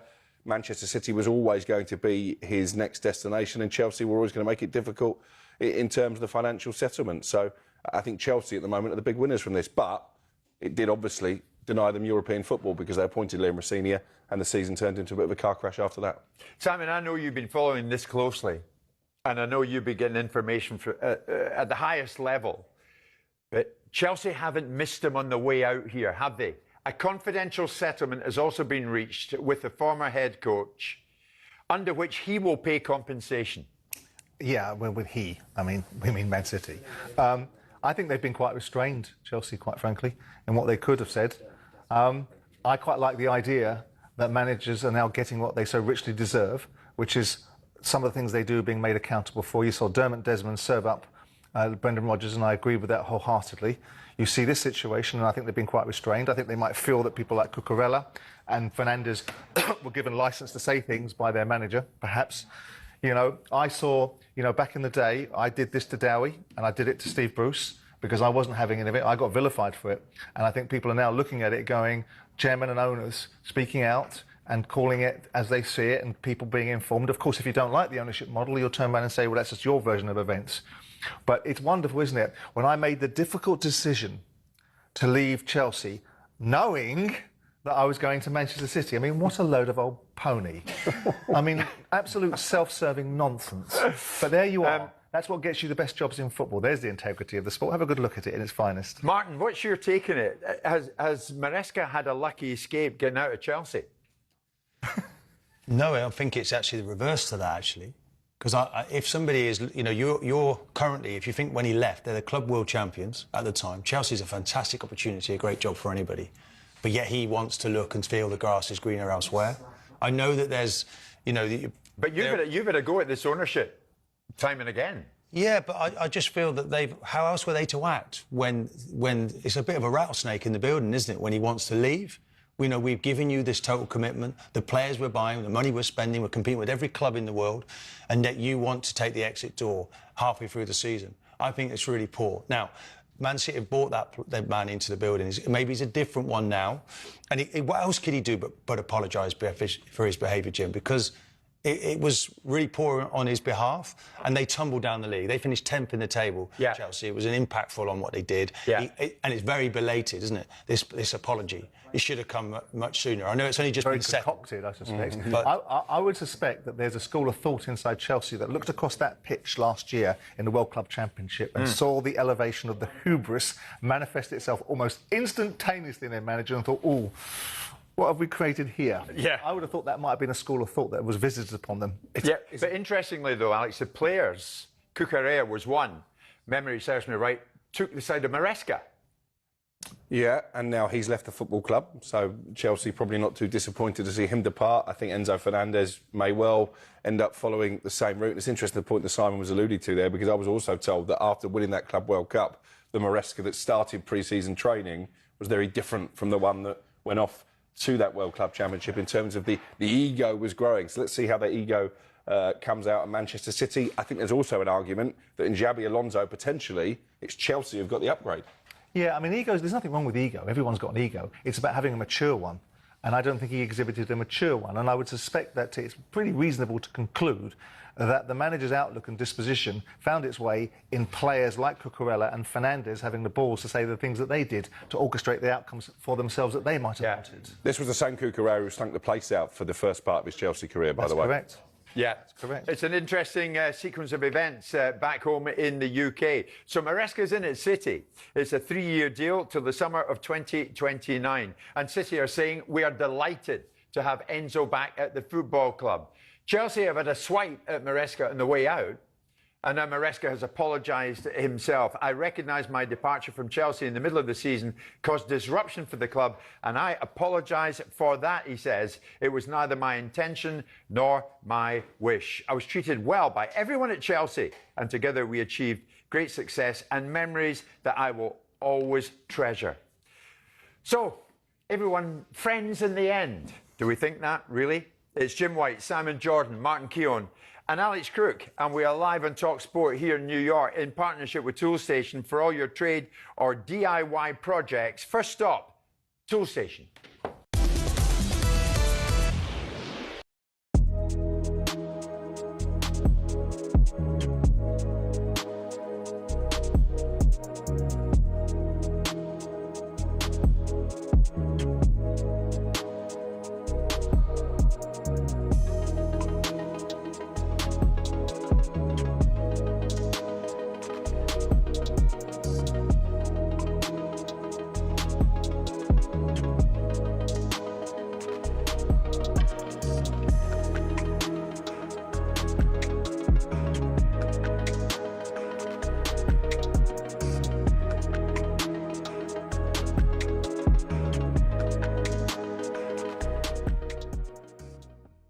Bentley has been terrified all week about the Ghanaian witch doctor he slagged off. No, he did not. Supposedly putting a curse on Harry Kane and England's number 9, subsequently missing a sitter.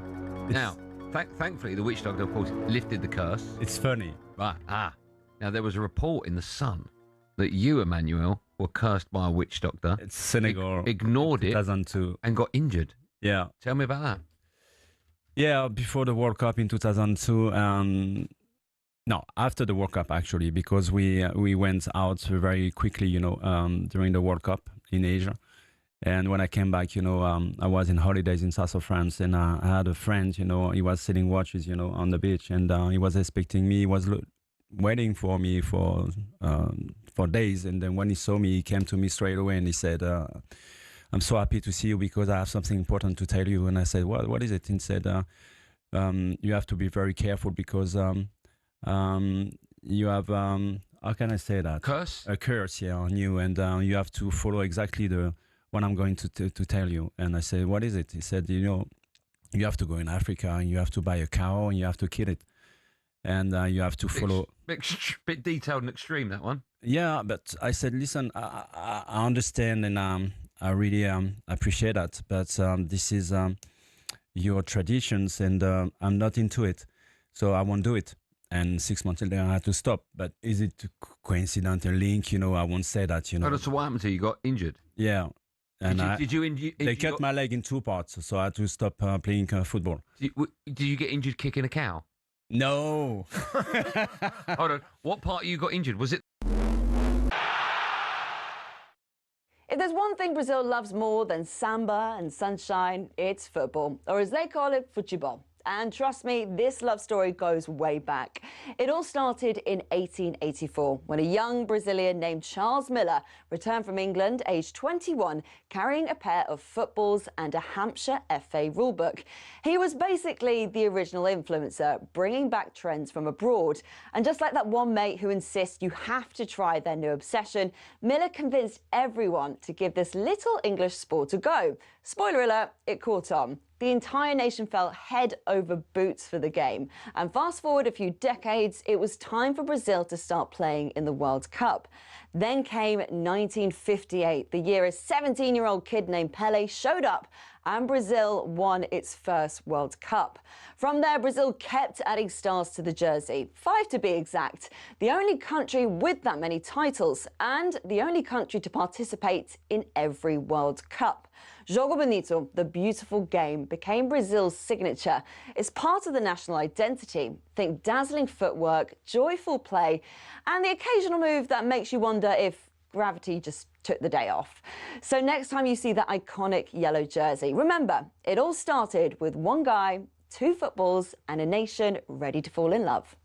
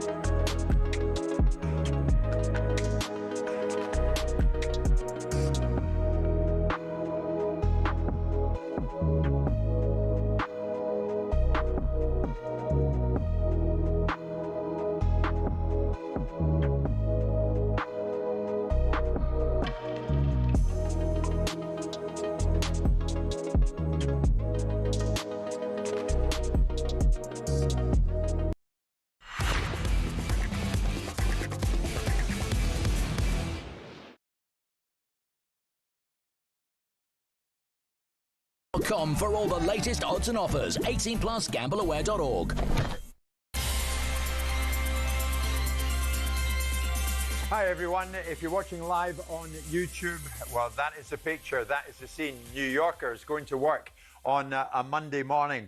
It is 2:30 with you back home in the UK. It's 9:30 with us here in New York City. And time briefly to look ahead to the day with talkSPORT Bet. Ryan has gone home.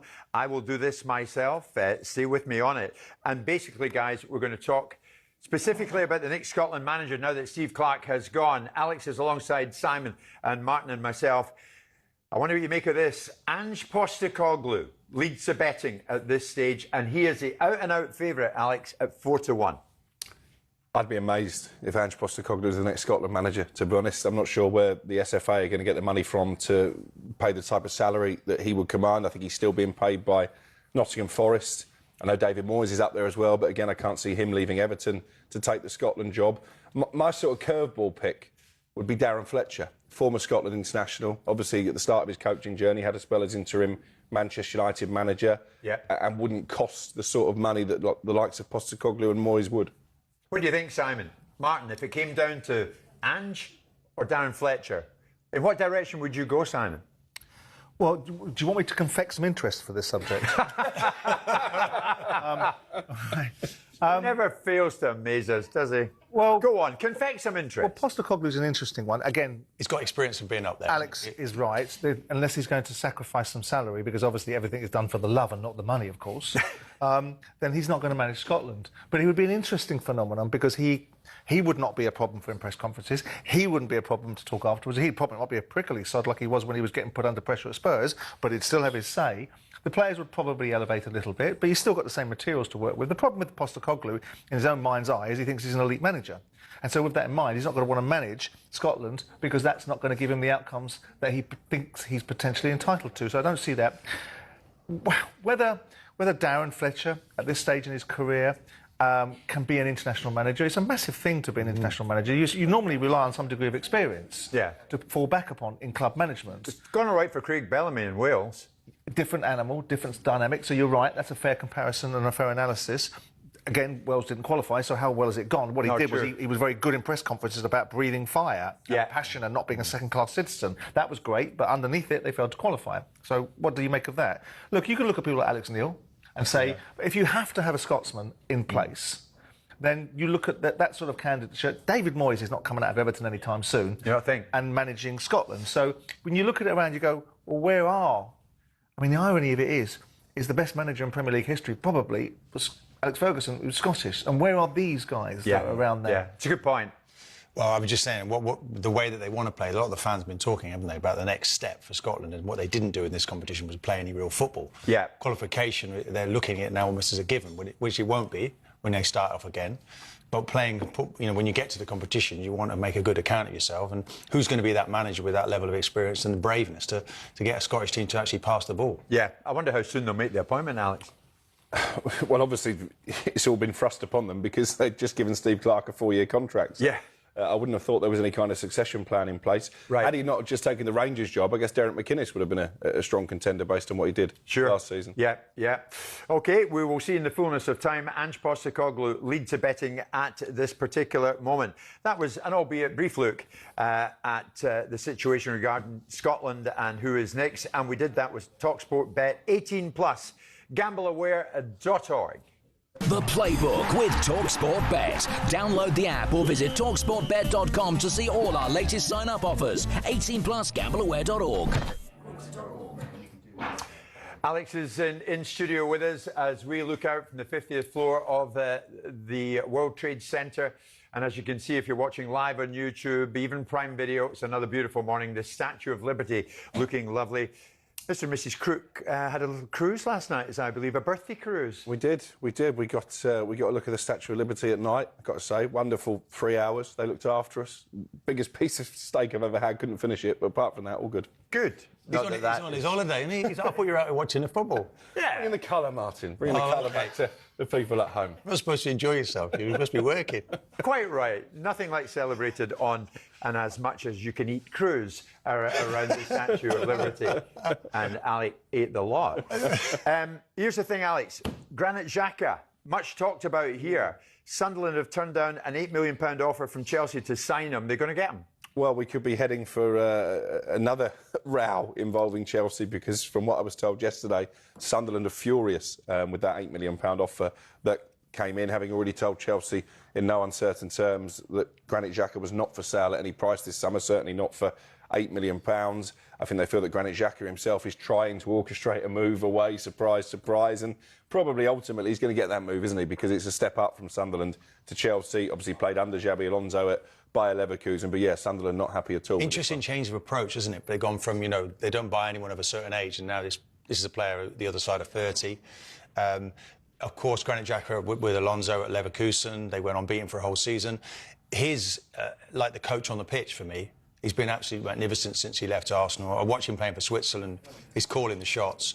So technically, he's a manager. Alonso needs him on the pitch, and to make that first step in the interim, you know, that first year is really important. Yeah, you need a senior player. They're without a senior player on the pitch really for Chelsea. He's rudderless on the pitch. But that's interesting, Martin. He was kind of coach on the pitch, and that worked for Sunderland. Would it work for Chelsea? I think it would. I think it's a necessary step, and of course the manager believes in him. Alonso's had really good success with him.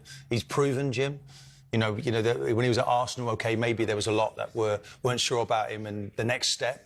He couldn't produce the next step for Arsenal, but at this point, what he's done for Sunderland, you take Sunderland out. When he was injured for a little period during the season, they started looking like a championship team again. As well as they bought, he was the best purchase that they made. Interestingly, Simon, you remember we were in the same hotel as Granit Xhaka and the Swiss in Qatar. We met him on a number of occasions. Delightful lad. Spoke to us for talkSPORT. It comes mere weeks from Xhaka, the same Granit Xhaka, delivering this on-pitch speech to Sunderland fans at the Stadium of Light after the final home game of the season. This is Xhaka. Okay, guys, give me just 2 minutes, please. First of all, thank you to the owner, thank you to Flo, and thank you to the coach. I want to say thank you because these three people, what they did with this team, with this football club, players, staff, everyone included in the club is f***ing unbelievable. Massive thank you as well to you guys. Without your support, at home, away, this is not possible. I can promise you from my side, like a captain of this football club, this is just the beginning and we will want more. Enjoy together, enjoy the moment, and we see you soon. Okay, everything was wonderful on that day. Now, Alex, you're suggesting that he's more or less orchestrated his own exit. Integrity is the watchword today, isn't it? Yeah, there's not much integrity in football these days. There's not much loyalty, apart from the terraces. But the way the modern transfer works, and Simon won't like this, but clubs don't make a bid for a player without getting significant encouragement that player wants to make the move. In fact, it wouldn't surprise me if the personal terms between Chelsea and Granit Xhaka have already basically been approved with his advisors. That's why they've come in with this offer. They'll come back in with another offer, and this one is going to be played out in the media. Isn't it best just to go with it, though, and let it happen? If you're Sunderland. Obviously Sunderland want... Yeah, but, I mean, he's done an exceptional job for them in this year. It's been like a position that he's taken.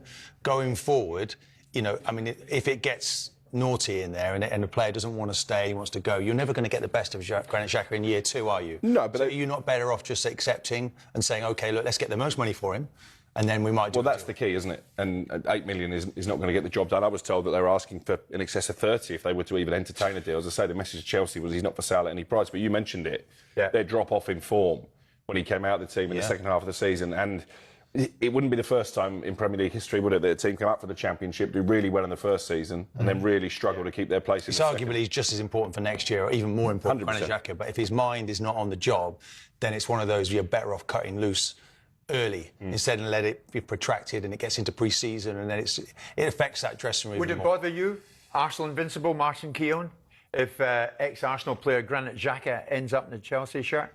No, I think it puts a bit of extra spice on it. I think Granit Xhaka would be desperate to beat Arsenal. That would be normal. You know, you saw that anyway in his performances. I actually don't think he played in the second game. He fortunately for Arsenal, I think he happened to be injured. That first game, of course, I think was a draw, wasn't it? Arsenal, it was a tough game. Really tough game for Arsenal. So, no, the Sunderland story is a good one, Jim. But this will just hope it doesn't derail their story. But Granit Xhaka has gone there and done an exceptional job. I think it's one of those.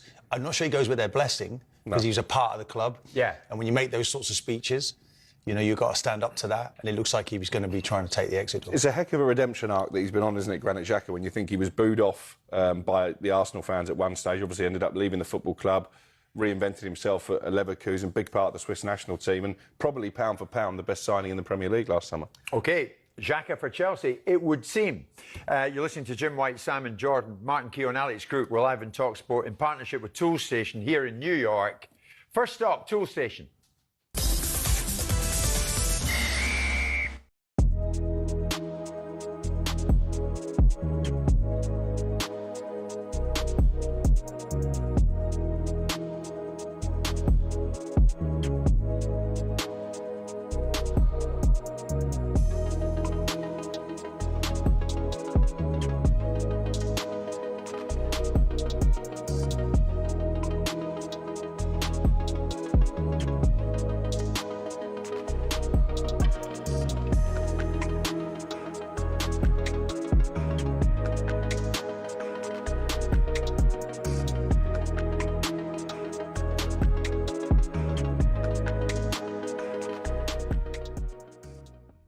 Manchester City have agreed a £116 million deal to sign Elliot Anderson from Nottingham Forest. The fee, as you might have guessed, is the most ever paid for a British player and represents a new record for Manchester City. He's 23, Anderson, and has now been given permission to undertake a medical right here in New York today, with the deal subject to the finalising of personal terms. You would think that will get done quick style. Alex, Elliot Anderson, this is a remarkable rise, isn't it? Certainly is, when you think that he went from Newcastle to Forest for a relatively modest sum. I know Eddie Howe at the time didn't particularly want to cash in, but obviously they had issues with PSR. Yep. It's interesting, the figures. City side are saying 116 million. Forest side are saying actually it's nearer to 130 million. Either way, it's a record, as you say, for a British player, potentially a Premier League record fee, eclipsing what Liverpool paid for Alexander Isak this time last year. I was speaking to a couple of ex-players at the darts last night, and we were pondering, if Elliot Anderson is really a £130 million player, how much would someone like Paul Scholes be worth in the current market? I think he's a terrific player, Elliot Anderson. I'm not sure he's a £130 million player. Well, sure. He joined Forest, as Alex says, from Newcastle in a £35 million deal in 2023.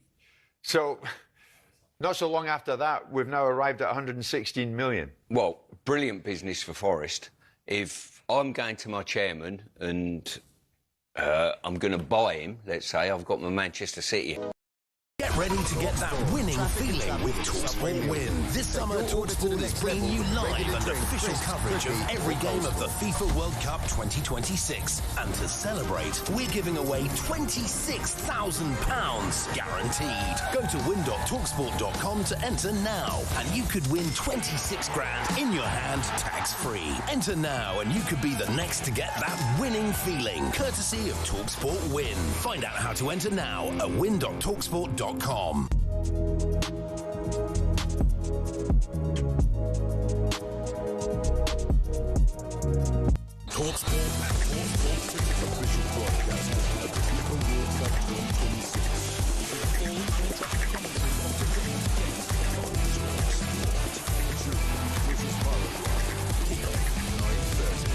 2026 FIFA World Cup live on talkSPORT and talkSPORT 2.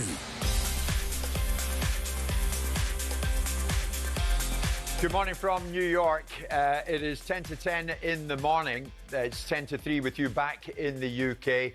New York looking magnificent if you're watching live on YouTube.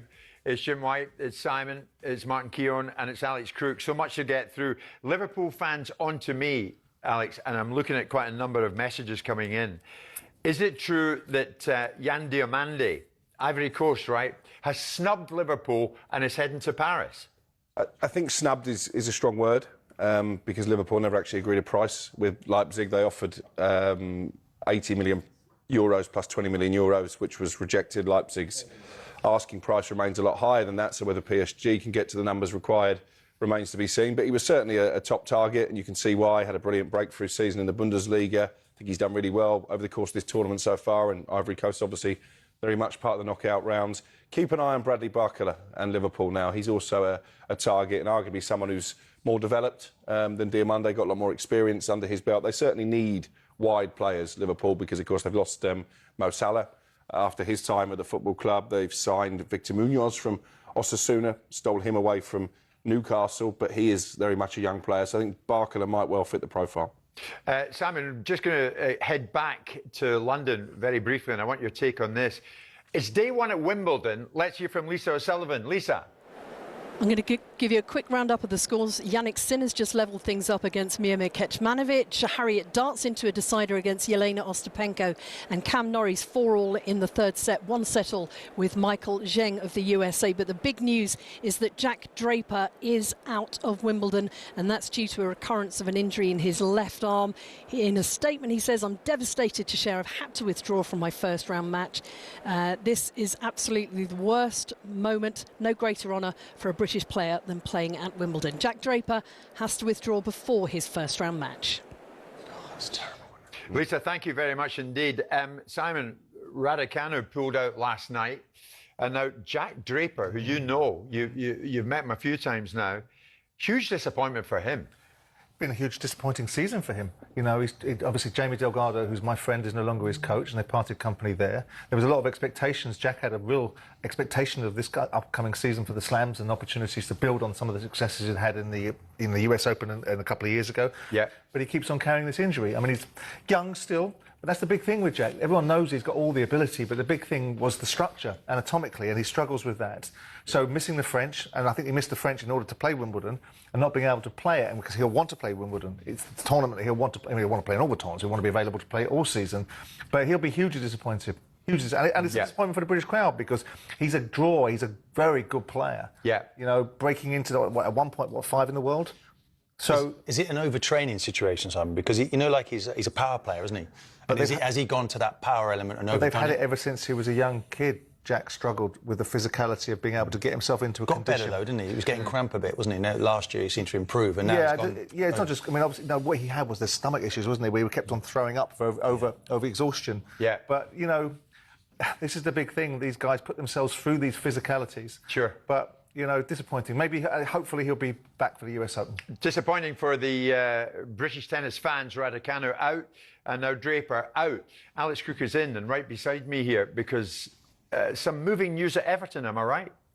Yeah, big money news signing there. Hayden Hackney from Middlesbrough, best player in the Championship, in my opinion, last season. Even the best player in the playoff final. He only came on for half an hour in that defeat against Hull. £25 million fee agreed. He's expected to undergo a medical later this week. And this is a player I know David Moyes is a massive fan of. There was a lot of interest from other Premier League clubs, including Simon's beloved Palace, but looks like Everton is the destination for Hackney.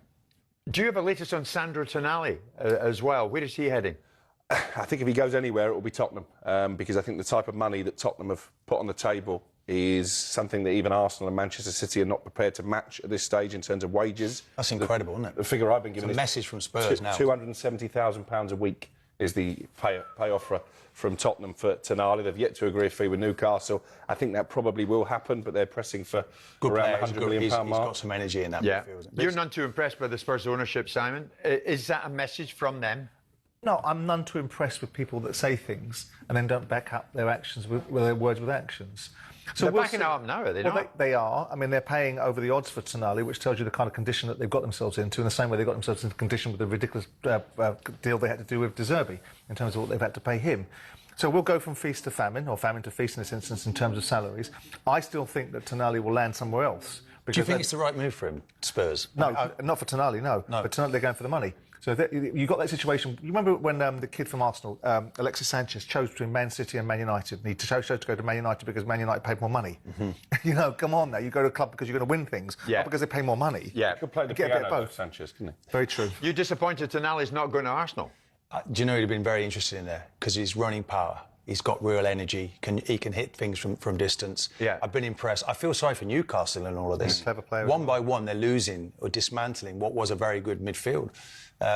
So just wonder what that says about the ownership and their ambitions. The fact well, no, they can't. They're constrained, aren't they, by the financial constraints? They would love to spend the money, but they can't. I suppose the next step for them. Excuse maybe it's a new ground, Simon, but that's all 5 years away, isn't it? But that's not going to stop. I mean, come on. If you've got an ownership model that's got this kind of money, building a new stadium is not a concern for them, and it doesn't affect their PSR because it's capital expenditure. It doesn't cut across the PSR. Yeah. The interesting thing is, do they comply with PSR? Are they using it as an excuse? What is the purpose of using it for an excuse? You've got their chief executive coming out, flapping his gums that couldn't determine whether he was going to keep his bloody manager 3 months ago, and now he's telling everyone they're going to win the league in 2030, and no one knows how they're going to do it.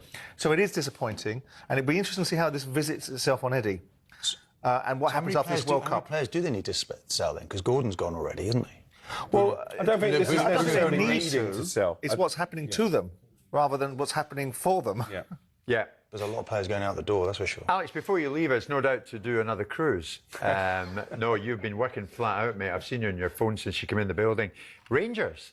Have we got news coming out of Rangers today? Are they yeah, a bit of a goalkeeper swap. Ivor Pandor at Hull, one of the heroes of their promotion last season, on his way to Ibrox for a fee of £6 million. Jack Butland, their experienced goalkeeper, heading in the opposite direction, and we were talking about PSR. This is very much to help Hull balance the books. They're going to sell Carl Joseph, as I understand it, to Middlesbrough for £5 million. So getting £11 million in the accounts, that means they're going to be on the right side of PSR. And then I'm really interested to see what our pal Achun Ilikali does this summer. Have you ever seen anything so inherently ridiculous as a club going up from the Championship with far less losses than the teams in the Premier League allowed to have to sell their players to be able to stabilise themselves, to go into the Premier League? Handicap them even It's further. absolutely absurd. It's like the series of unintended consequences that bad rules throw out. Nonsense. Because we know that Achun is, he's got the money, he's an ambitious owner, he wants to invest in that team, but the rules are hampering him from doing so. Also, the flip side of the argument is it helps him get rid of some of the Championship squad that he might not have wanted in the first place under the auspice of, I've got no choice. Sure. Alex, thank you for being with us yet again, mate, and the impact you always make. Incidentally, iced coffee. Yeah. How come? What is that? I mean, coffee should be hot, should it not? No. No? No. Peter, it's like cheesecake. As Peter Kay said, cheese and a cake. I mean, it's unusual, isn't it? Iced coffee. He's not funny. Peter Kay? No. No. Did you not have a brush with him? I hired him for my brother's 30th birthday, and it was about as funny as a funeral. And Peter, if you're His watching idiot all mate, this, Paddy McGuinness, as well. He's another clown as well. it's hi. Oh, we may as well go through all of them. It's hi to you Fill them all in. from us here in New York. In this city yesterday, I was sure he whizzed by me with a hood up. I think it is top boxing pundit Paulie Malignaggi who walked by me yesterday, ran by me yesterday. I'll ask him in a moment because he's going to join us next because we saw one of the fights of the year, maybe the decade, did we not, Simon? Boots Ennis against Xander Zayas. Unforgettable. We'll get Paulie's take on it, even though he was over in the UK, but he still has come back to the news that this was unmissable. Boxing on the way. We're coming up to 3 o'clock in the UK, and it's just gone at 10 with us here in New York.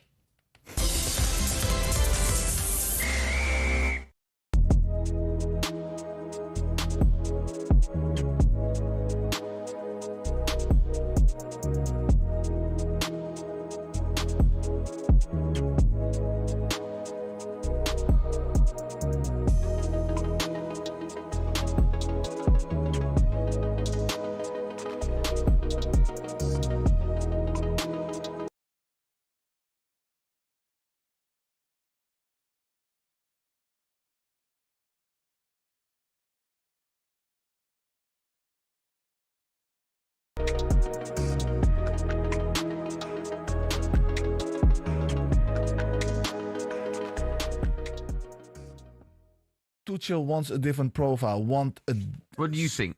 Something. What do you it think? doesn't matter what I think. It does, Jim. No, it doesn't matter what I think. I'd like to know what you think. Do you think that Quansah is a better option than Trent?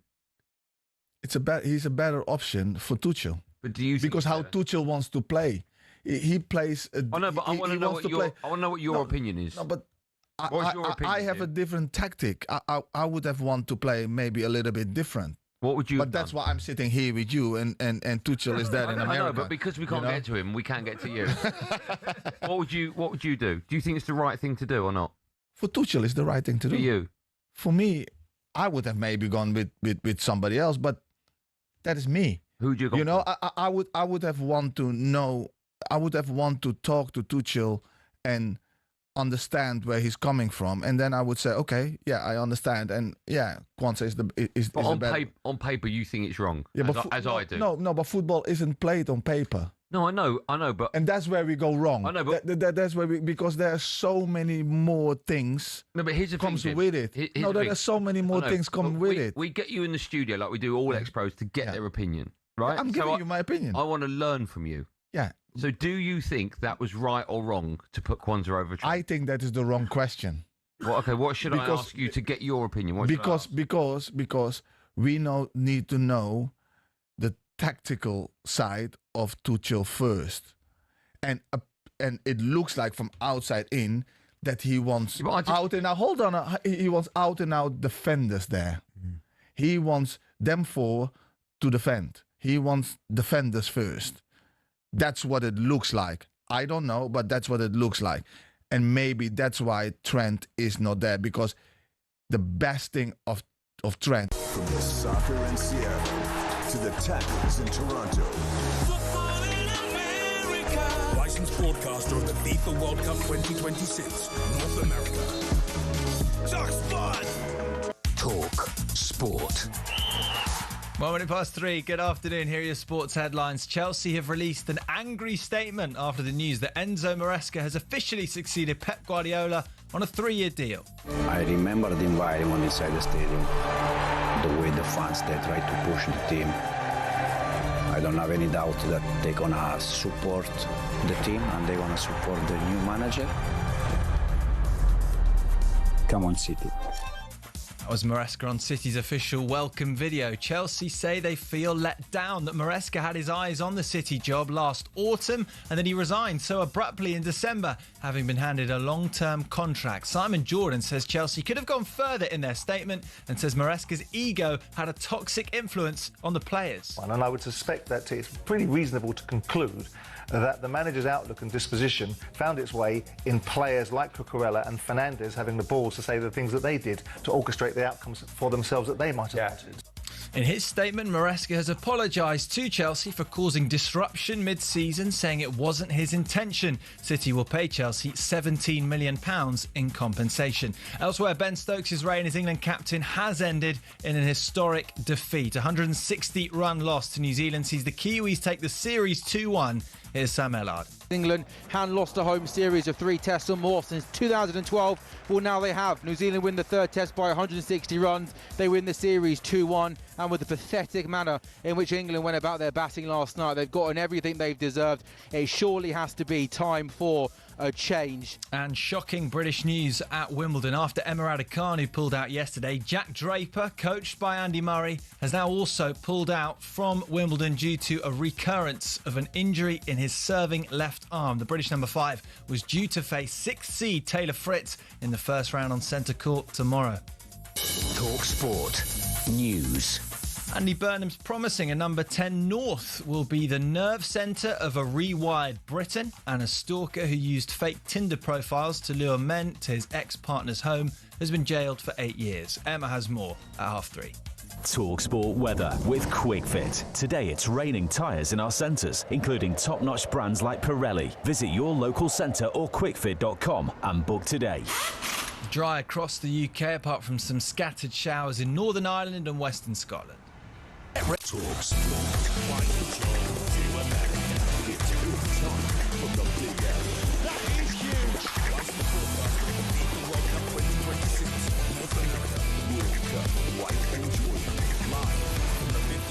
Of the World Trade Center, New York, on talkSPORT.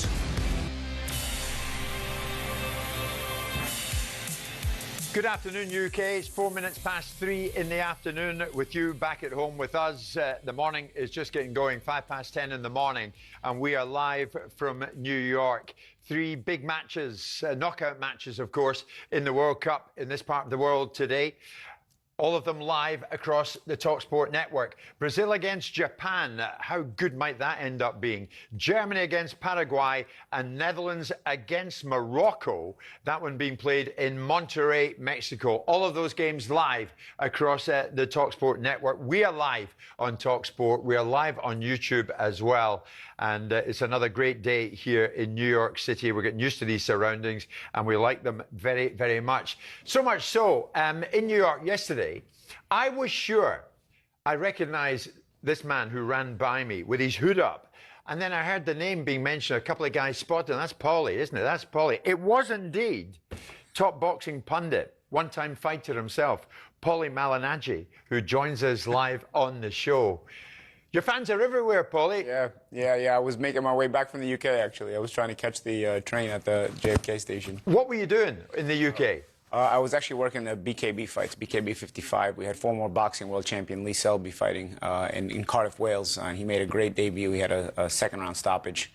And he's trying to move on to the title fight in BKB. Sort of same kind of path I took. You know, I had the one fight. Are you going to drag Scott Quigg in there as well? You know what? A lot of boxers are starting to get interested in BKB. I think it's a sort of something that fits well. I think at the end of your career, if your hands can stay healthy. And so I think we're possibly talking to Quigg, but we got Victor Ortiz fighting next month. We've got Yuriorkis Gamboa fighting in end of August, and we may have 1 or 2 more announcements coming soon. So be on the lookout, because I think BKB is going to start signing more and more of these boxers. BKB, bare knuckle boxing. Is it big over here? It's getting big. I mean, we have right now, I think with BKB, we do some fights in the UK, some fights in the US, and then the schedule goes back and forth, you know. The next 2 shows will be in the US. We have July 18th in Los Angeles, and then we have August 29th in Miami, so before we head back to the UK. So it's back and forth. I think the sport is growing at a good pace in both continents. And like I said, I think fighters are getting attracted both from the MMA world and from the boxing world, because the rules are sort of a hybrid of both. Yeah. No BKB in the studio today for us, Paul, if you don't mind. No, certainly okay. don't hit Martin Keown. But I appreciate you guys letting me, my knuckles discuss my it. knuckles have all gone here. Yeah, it's all mine, mate. Trust me. As you were coming back from Wales, Simon and myself were down at the Barclays Centre in Brooklyn. Producer Luke and I sat on and watching him in the posh seats. Jaron Boots Ennis defeated Xander Zayas by 7th round TKO. It was something. I mean, Simon, what was your take on it? I haven't had the chance to ask you yet. You were in touch with me yesterday. But to me, it's possibly the best fight I've ever been to. Oh, it was a good fight, yeah. I mean, I spoke to Eddie yesterday and said that was a hell of a fight. It's interesting to read the reviews, because a lot of the reviews in the papers describe it as a sort of 7-round with 1 round in the middle of it, and the 3rd round as a beatdown. And it felt more competitive than that sort of description. But it lived up to the billing. Both fighters lived up to their billing. I think Xander Zayas and Paulie will go into more detail. I think he responded to the atmosphere and got drawn into a fight that perhaps wasn't the right way to fight early in the fight. But it was a hell of a fight. And if anyone looks at boxing and questions some of the validity of these fights, what it was, and he'll describe it better, as I said, is 2 athletes, 2 fighters in their prime fighting. Yeah. And that's a rarity in this day and age, but a wonderful experience. You've seen it on your return. What's your take on it, Paulie? And I'll tell you, I saw it actually on the way to Heathrow Airport in the car, because they were driving me from Cardiff to Heathrow, so I had time to watch on my phone.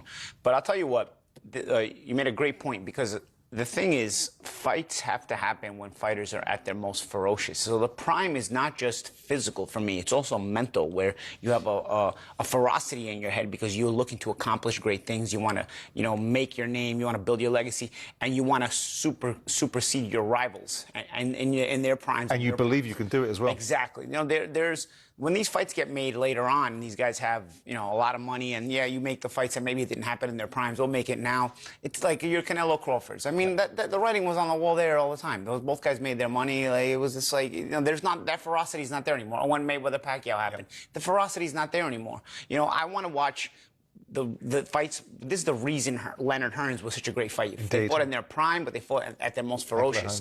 Xander and Jaron did a great thing on Saturday night. They fought in their prime, and they fought when they're at their most ferocious, because there's still so much they want to accomplish, and they still I think will remain hungry. And who knows, maybe they'll both go on to do even more great things, and maybe we'll see this fight again, possibly in the middleweight division or something. It was a great fight. I think Jaron was a bit head and shoulders above Xander in a lot of ways, but Xander had an amazing round 3, and I think that has a lot of people talking as well.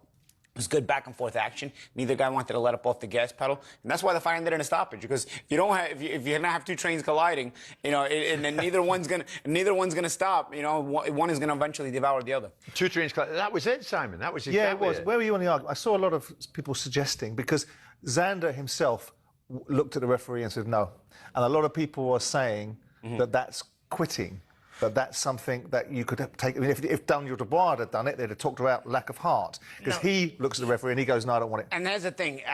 I don't believe he was looking at the referee. I think he was looking at his corner throwing in the towel. And they'd already changed. And they were already. I think he was agreeing, like, Yeah, You know, I've got nothing left. Yeah. I can't beat this guy. Martin, you've got the fight on in front of Yeah, you. You get a rough idea of what we witnessed, haven't you? Oh, the atmosphere in the stadium, the punch. I mean, it's just a free for all, isn't it? Yeah. It was. About And the the fight started fast. They again, when you guys have something to prove, and they're most ferocious. Yeah. You want to get right to it. Simon had tipped me off about how knowledgeable fight fans would be on Saturday night. My God, they are. We were surrounded by them, Paulie, who know everything about all that's going on in the world of boxing. Boxing fans are not MMA fans. They understand their sport. They know what they're watching. When you go to a fight like this, you're gonna get some good, intelligent banter with the good fans. Interesting observation. Pay attention to what he said about when people fight, because people are making a lot of noise about Fury versus Joshua, and you're not going to get Fury versus Joshua replicating the kind of ferocity that maybe Fury, not so much ferocity, but the ferocity and expectation that the two fighters had back in the day when Joshua was doing what he was doing and Fury was doing what he was doing. These fights are few and far between. But interestingly for Boots Ennis, he got into a fight that I don't think he expected to have to face at certain times, because that third round took him to his boots. Yeah. You know, he nearly got his boots smoked there to kind of... What I'm realising now, Paulie, is that last week when Boots Ennis came into this building and we interviewed him in a studio just down the corridor from this one on the 50th floor, I was in the company of an absolute superstar. And I put it to Boots Ennis, all right, say you win against Xander Zayas, and he did. What does the pathway look like after that? And this was Boots. But when I'm victorious this Saturday and I bring back home these 2 belts on Saturday, the goal is to, unify the division, so whoever's available, whatever champion is available to, take it on next, then let's have it. How do you rate Conor Benn? He's a solid fighter. Yeah? Yeah. He wants to fight at 147, but he might end up at 154. That could be a money fight. Would you take that, Boots? Most definitely. If it come across the table, we can make it happen. Simon's just saying there, I think Boots Ennis, Paulie, would pretty much take care of Conor. Yeah, that's like free money. It is. I mean, I understand my boxing. Conor doesn't belong in those conversations. He just has a big enough name to, generate that kind of attention, and more power to him. But he's not at the level of these kind of fighters. What do you think might be next for Boots, Paulie? What should be next? Conor represents a lot of money. Anybody who can get their hands on Conor at a high level, like I said, it's like free money, because it's a high-paying fight, but it's not a world-class fighter. At a world-class level, I would say Josh Kelly's a possible fight you can make, because Josh Kelly's the IBF world champion, and they're in the same stable.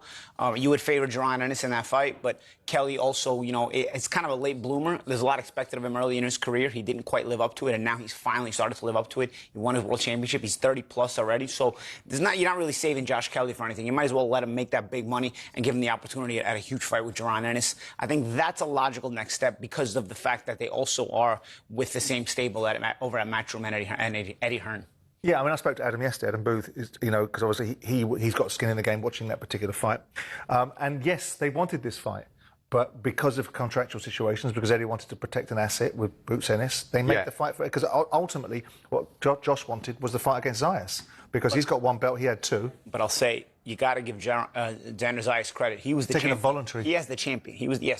Took a voluntary. Xander Zayas is a guy who's very hungry and very motivated. He didn't have to take this. And even and credit to Jaron Ennis for saying that afterwards. Thanks to Xander, because he didn't have to do this fight.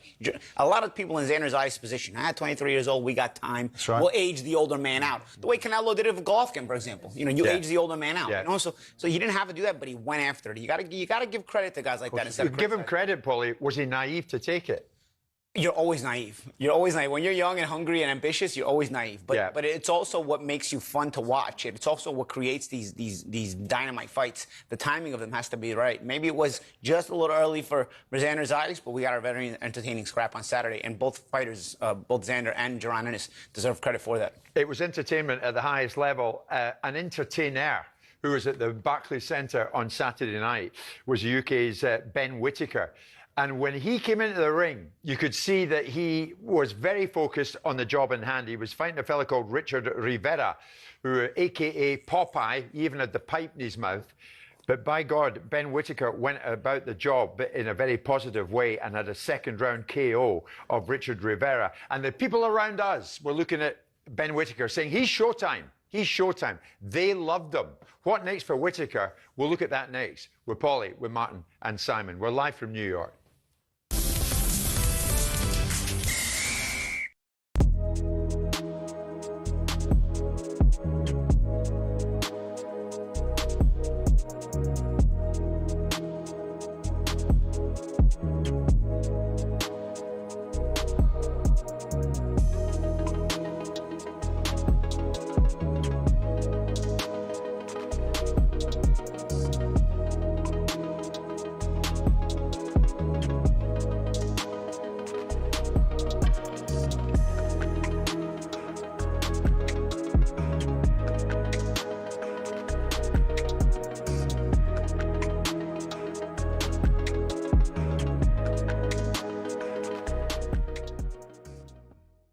You mentioned him there, right, and about Nico O'Reilly. Now, obviously, the manager made a change because he saw something in Ghana and he thought Spence would have been a better option. But you would have watched Nico week in, week out. Does it faze him, whoever he's playing against, however quick they are, strong they are? Is he just the perfect left back in terms of playing against anyone? I tell you what is the difference between Nico and Jed Spence. Nico get you a goal. He will get you a ghosting and get you a goal. Yeah. I haven't seen enough of Jed Spence. I'm not Tottenham fan. I haven't seen enough of him, so I don't know. But I would, being biased, he'd be the first name on the City team sheet, never alone the England team sheet. So, and when he came on, he had one of the two best chances. So, I wouldn't be quick to drop Nico. He's whatever he might lack as a fullback, he'll give you going forward the other way. Yeah, I totally agree. And he's fearless. He's fearless on the ball. You know, he can dribble like a midfielder. You know, he's a top player. Let's sort of move it on to City while staying with England. You are edging closer to a deal for Elliot Anderson. And I said before the window opened, if United could buy one player that would be gettable, it would be Elliot Anderson. I'm not too sure about the price tag. I don't know what that's going to be. I know Forest have already rejected a deal worth about £121 million. Your views on him? You're excited by the prospect of him being a City player? Yeah, I mean, I've never taken much notice of him, to be honest. You know what I mean? He's one of those players that you don't really, he scored against us last season and he was great. But the price tag, silly money for footballers, you know what I mean? Is any footballer worth that amount of money? But looking at him in this World Cup, he looks the real deal to me. He's got a good engine. You know, he's forward thinking. He knows the league. He gets stuck in. You know, he's perfect for that. I mean, we need a midfield. He's a perfect replacement for Bernardo. Do you know what I mean? Who also had a great engine, didn't mind getting... Get ready to get that winning feeling with talkSPORT Win. This summer, talkSPORT is bringing you live and official coverage of every game of the FIFA World Cup 2026. And to celebrate, we're giving away £26,000 guaranteed. Go to win.talksport.com to enter now, and you could win 26 grand in your hand, tax-free. Enter now, and you could be the next to get that winning feeling, courtesy of talkSPORT Win. Find out how to enter now at win.talksport.com.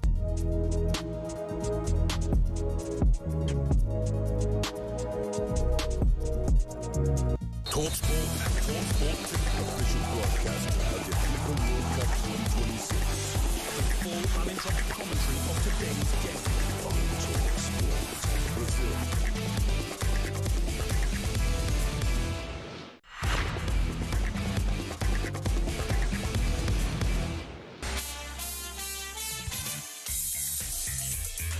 We're live in talkSPORT. We're live on YouTube as well. The now very familiar, very wonderful New York skyline. If you're watching live on YouTube, that is what we look down on every morning here in New York from the 50th floor of the World Trade Center. And this morning is no different. The sun is coming up and New Yorkers are going to work. We've been at work for a while this morning, as we have been every day out here, 20 past 10 in the morning. And we are live with you on talkSPORT with Tool Station. We're delighted that Paulie Malignaggi has joined us, especially off the back of one of the greatest fights ever. Really, yeah, it was that good. Jared Boots Ennis defeated Xander Zayas on Saturday night, just down the road here in Brooklyn, with a 7th round TKO. Everybody was on their feet from start to finish at that fight. Paulie, before we leave it, Boots, can he be as good as Terence Crawford? those are big shoes to fill. But then again, people were wondering, can Terence Crawford be as good as Floyd Mayweather? And now, post-retirement, you do have that debate, right? So it's still early. It's a very difficult thing to say. Jaron Ennis, I think the conversation should be, will Jaron Ennis eventually be a Hall of Famer? And I believe he will be. As far as can he be as good as Terence Crawford? It's going to depend on the opponents. It's going to depend on a lot of things. He's very good. He's got an amazing amount of talent, but it's a bit too much to. What do you think, Simon? It's the dance partners. If you look at Terence Crawford's record, I mean, obviously, once upon a time, he arrived in England, beat Ricky Burns, and no one really heard of him. And people picked Ricky Burns to win that fight, and then people start to realise that this guy is an elite fighter. But look at who he's fought. And the reasons why it's going to be difficult to argue is you've got to find that opponent for him. And we've got this little bit of a dearth of great opponents. So we'll see. But as far as a Hall of Famer, he's now a multi-weight world champion. Unified both weights, too. Exactly. And he unified both weights. And he can go up to 160 probably. If he wins a world title there, he's going to be a Hall of Famer. But it'll be about who he's beaten before you start saying he was better than Terence Crawford. Sure. It was a heck of a night. And that was the big finish, literally the big finish. And Boots won it. Before that, the UK's Ben Whittaker took to the ring. He went in against Richard Rivera and he treated us to a phenomenal performance. A second-round KO of Rivera for Ben Whittaker. And this was Whittaker, full of it after the fight. I've always wanted to come to New York to fight, America to fight, and it was a dream come true. You see me start getting in the groove, started dancing in the break. I thought, here we go, we're going to get some highlights now. But when I hit him with that hook, you really can't come back from that. So I was happy the way it went. I would have liked a couple more rounds, but at the end of the day, not going to moan about an early night. He was fantastic, Paulie. Ben Whittaker, though, is he more suited for the American audience, do you think? I'll say this. I think he's an entertaining guy. He has a bit of the it factor. There's always going to be the question until he can do what he's doing right now at world-class level. I don't mind you not dominating at world-class level. If you dominate at world-class level, you're a star, but you've got to be able to win at world-class level. And there's still that bad taste about the reaction in the Cameron fight. You can say, oh, he won the rematch against Cameron very easily, but that's exactly it. He won it so easily that it didn't make him uncomfortable. The curiosity is, how does Whittaker react when he's uncomfortable? These opponents are not good enough to make him uncomfortable. It's time to step him up to world-class level. He has world-class talent. He's a world-class entertainer. We have to see if he can hang in there when the going gets tough and have the staying power to remain in a fight when it gets uncomfortable, because that's the thing about being a world-class fighter. You have to know how to be comfortable being uncomfortable. Whittaker, the one time I saw him uncomfortable, I didn't like his reaction. I've not seen him uncomfortable back until then, since then. And that's because he's so talented. So that's also a credit to him. But at the same time, when you get to a world-class level, you will find those situations. So I will see what the judgment will be on Whittaker then. But he's terrific. One thing I would say, Sam, he must be annoying, though. Yeah. You know, if I'm his next opponent, because he doesn't look at his... Sometimes he says no-look punch. Yeah. And he's but, taking he's Mickey in there. Part of the... Listen, remember Nassim Hamed used to do that, you know? But Nassim Hamed used to also do it at world-class level, you know? If you can do it at world-class level, you've arrived. I mean, you are the guy, you know? Yeah. I think Whittaker has that it factor. He's very promotable as well because of this kind of personality. If you can either fall on your face if you can't do it at world-class level, or if you do this at world-class level, you become a phenom and people talk. And the Americans love that, Paulie. Of course, exactly. That's why Hamed was so big here as well. Yeah. I noticed, Simon, on Saturday night, Ben Whittaker took full advantage of the occasion because he polished off Rivera, disappeared. Later on, Boots is fighting Xander Zayas. Ben Whittaker appeared, you probably have seen him in front of you, sat ringside and studied everything in that fight. Yeah, maybe. I mean, fighters come out all the time. David Adelaide came out after he got beat by Philip Hrgovic and watched the fight and was smiling, and I told him, well, what are you smiling about, David? You just got beat. But the fact is that Ben Whittaker's got to step up now. Richard Rivera hadn't fought for 18 months, and a lot of people make out the currency of the fact that he potentially lost a disputed fight against Badou Jack, a 40-year-old Badou Jack 5 years ago at cruiserweight. And whilst he looked physically in good condition, his timing wasn't there. He was a fighter that was out of momentum. Ben Whittaker, at 29 years of age now needs to step into the situation where he's fighting opposition that is of a world-class level. And I think the fight that could be interesting and risky for Josh is Josh Buatsi, because I think you'll learn so much there about whether Ben Whittaker is going to win a world title at this weight class, because this weight class is a hell of a weight class. Two former Olympic medalists from England as well, so it's a bit of a Derby feel as far as national level. Yeah, Paulie, while we have you, heavyweight world champion Alexander Usyk has announced he will vacate all of his belts. In a statement the other day, friends, that's us, I'm leaving the belts, but not the sport, because I still will have my last dance. How freed up has a heavyweight division, Paulie, just become? It's become freed up, and I give him credit. He sees that he doesn't want to keep the belts hostage. This is what it used to. I used to go crazy when Canelo Alvarez was doing this. He was keeping the belts and fighting second-rate opposition and not letting the super middleweight division blossom. And since he's been taken out by Crawford, the super middleweight division has blossomed into so much talent. I give Alexander Usyk credit for not being so selfish and keeping the belts and fighting second-rate opposition, because he just fought Verhoeven. He could just fight the Verhoevens of the world and keep the Ajit Kabayels and the Atamas away, right? But no, he said, I'm going to vacate the belts. The heavyweight division keeps moving. I give the guy credit because he made the sport bigger than himself. But at the same time, it gives you the chance to still stay active. Now you don't have that, hey, you have to defend against the best. He just wants to fight for a little longer, go on a retirement tour, sort of like Julio Cesar Chavez did at the end of his career, where he just kind of went on a little retirement tour, and then he can go off into the sunset. That's fine with me. Last dance, who will be the dance partner? Who knows? Who knows? Maybe the winner of Fury and Joshua. Who knows? Now, you've taken me beautifully to that, because the other day in here, building up to Boots against Xander Zayas, Paulie, Eddie Hearn sat in that very seat that you're sitting in today and spoke to us about AJ against Fury. Remember, AJ is Eddie Hearn's man, and spoke to us about the build-up to it and where that fight actually might end up taking place. Have a listen to Eddie Hearn. Well, contractually, it must be in the UK for us. So, yeah, at the moment, there's been no conversations with us or the team about a fight anywhere else other than the UK, because they know that's in our contract. AJ was pretty insistent, and everybody wanted the fight to take place in the UK, because obviously it's the biggest fight in the history of our country. It's two Brits, and you feel the feedback from fight fans. They feel like they'd be a little bit shortchanged if it was taken to America.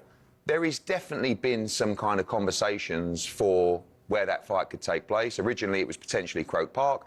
America's definitely in the conversation as well. But I'm not looking to be arrogant about it. We kind of hold the keys in our contractual sense, because it's very clear in our contract where the fight has to take place. Do you believe him, Paulie? For me, as an American, I think it has to be in the UK. I mean, I as an American, love the UK atmosphere when there's huge UK fights. I don't see how you can listen, if you make the fight in Vegas, the Brits will travel, because the fight fans from Britain are the best fans in the world. But I don't know. It doesn't have the same feel. I think it has to be in a stadium. I do disagree that it hit with him that it's the biggest fight in British history, only because they're not in their primes. If they were in their primes, yes. Lennox Lewis and Frank Bruno fought for the heavyweight championship. They were in their primes. I think for these two guys, it's an amazing fight. It's a fight everybody will want to watch, but I don't think it's the biggest fight because there's no heavyweight title on the line. They're not in their primes anymore. Who wins it? Ooh, man, I don't know, man, because Fury's been out for so long. Joshua's been out for a little while. He's been inconsistent.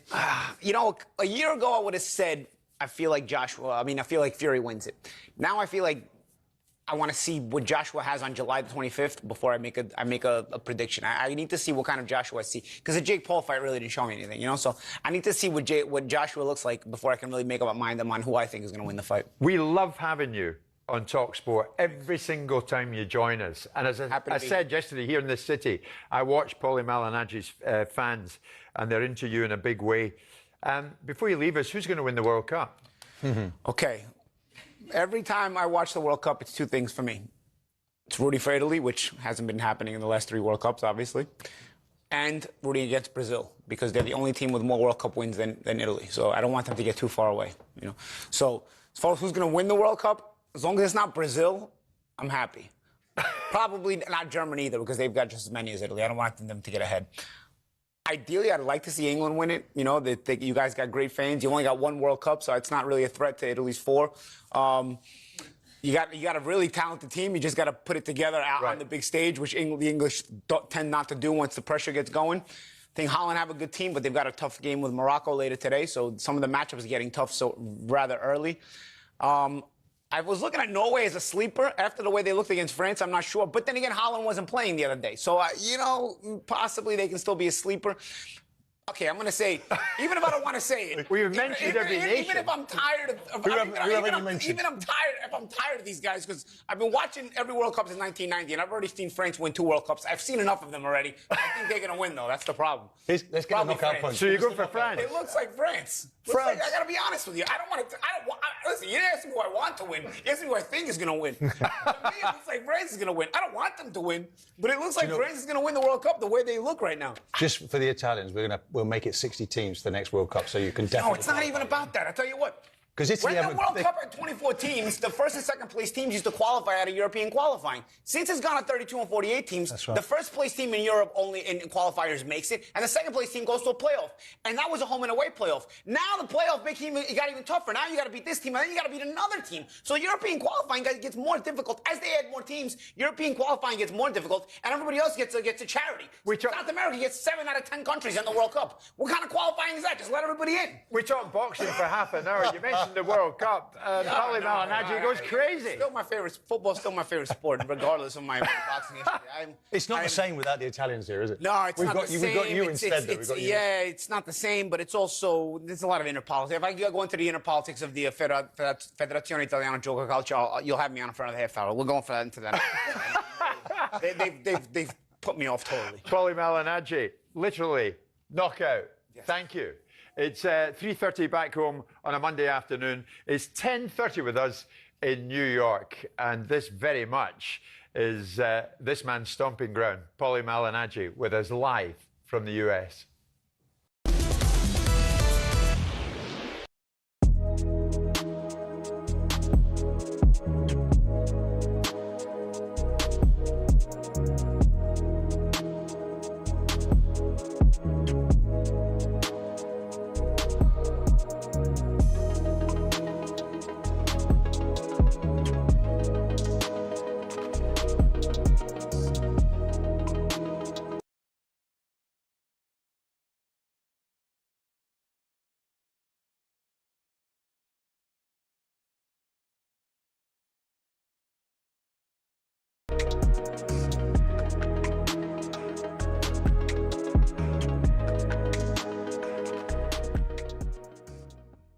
Jude Bellingham, 3 games, 2 goals, 1 assist. On the back page of The Sun this morning, Jude says Kane is the GOAT of the 3 Lions. Benny, when people talk about Harry Kane, I can't believe this, but he does divide opinion. We've had it so many times, haven't we? Where do you think, amongst the majority of England fans, Harry Kane sits for greatest England player ever? Is he up there? On stats-wise, I'd probably say yes. I mean, the guy's won World Cup Golden Boot, Euros Golden Boot, and I know people say he's a penalty merchant, but still, those trophies sit on his mantelpiece. But I guess you get judged on what you win at the end of it. Like, or you, I almost feel like you've either got to win something or do something where the nation fall in love with you. And I go back to people love Gaza.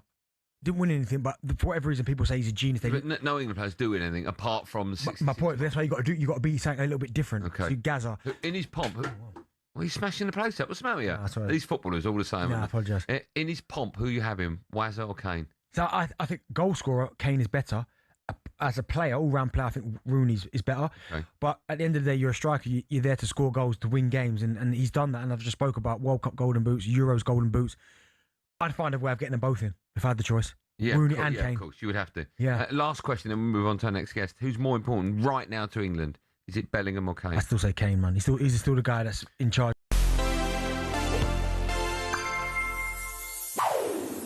Ronaldo Nazario. Need I say more? He's won it twice, played in 3 finals, was once its all-time leading goal scorer.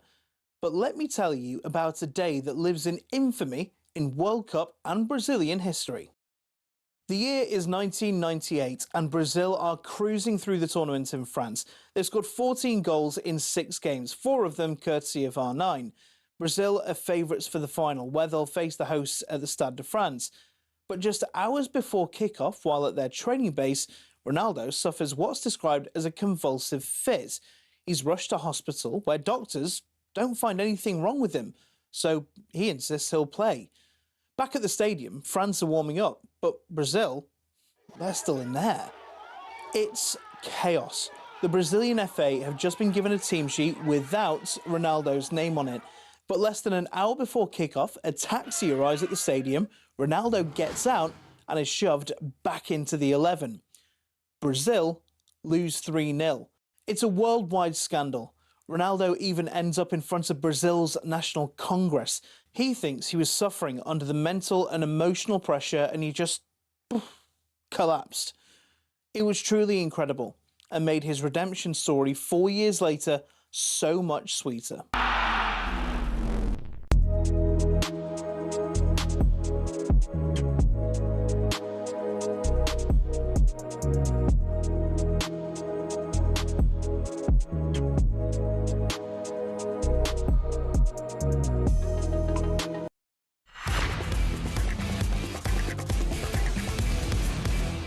Football form roundup on talkSPORT with Sky Bet. The world's gone football. Get in on it with Sky Bet. 18+, gambleaware.org.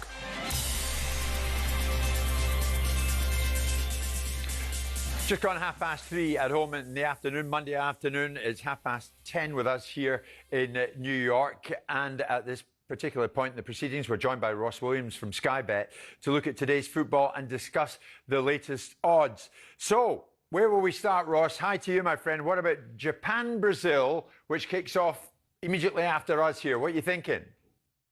Yeah, good afternoon, Jim. Great game to kick us off today, I think. I think quite a few people are quite excited about the prospect of Japan-Brazil. I think Japan have been dark horses for quite a few people pre-tournament, maybe even through the tournament as well, but naturally they're up against it in the betting today. They're 4-1 to beat Brazil in normal time, but it is worth noting perhaps Japan, they did actually beat Brazil last time out. They beat them 3-2 last October. They actually came back from 2-0 down in that game as well. Obviously, it would be an almighty shock, obviously, for Brazil to leave the competition at this point. But Japan, they have looked decent so far, and I think it could be some contest. OK. Martin, briefly, can Japan do anything against Brazil? I think Brazil are growing into this competition. Morocco gave them 20 minutes that hurt them, and they've got better since.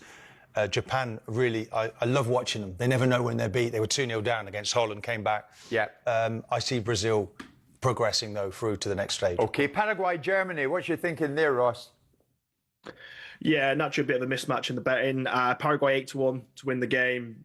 Germany pretty short, as you would expect. Obviously, they're looking to make amends for that wobble against Ecuador, but they are pretty well fancied to do so today. No one's expecting too many surprises in this one. However, though, Germany, they are still among the biggest prices of the real sort of traditional contenders, I suppose, to win the whole thing. They're still 14-1 at this point to win the World Cup, which is quite an interesting price. I tell you, an intriguing one later on, the last one. Morocco, Netherlands. I just wonder. Can Morocco do it? They feel they can. Yeah, certainly. Early hours of the morning, obviously in the UK, but it could well be the game of the day. I think quite a few will be staying up for this one. Yeah.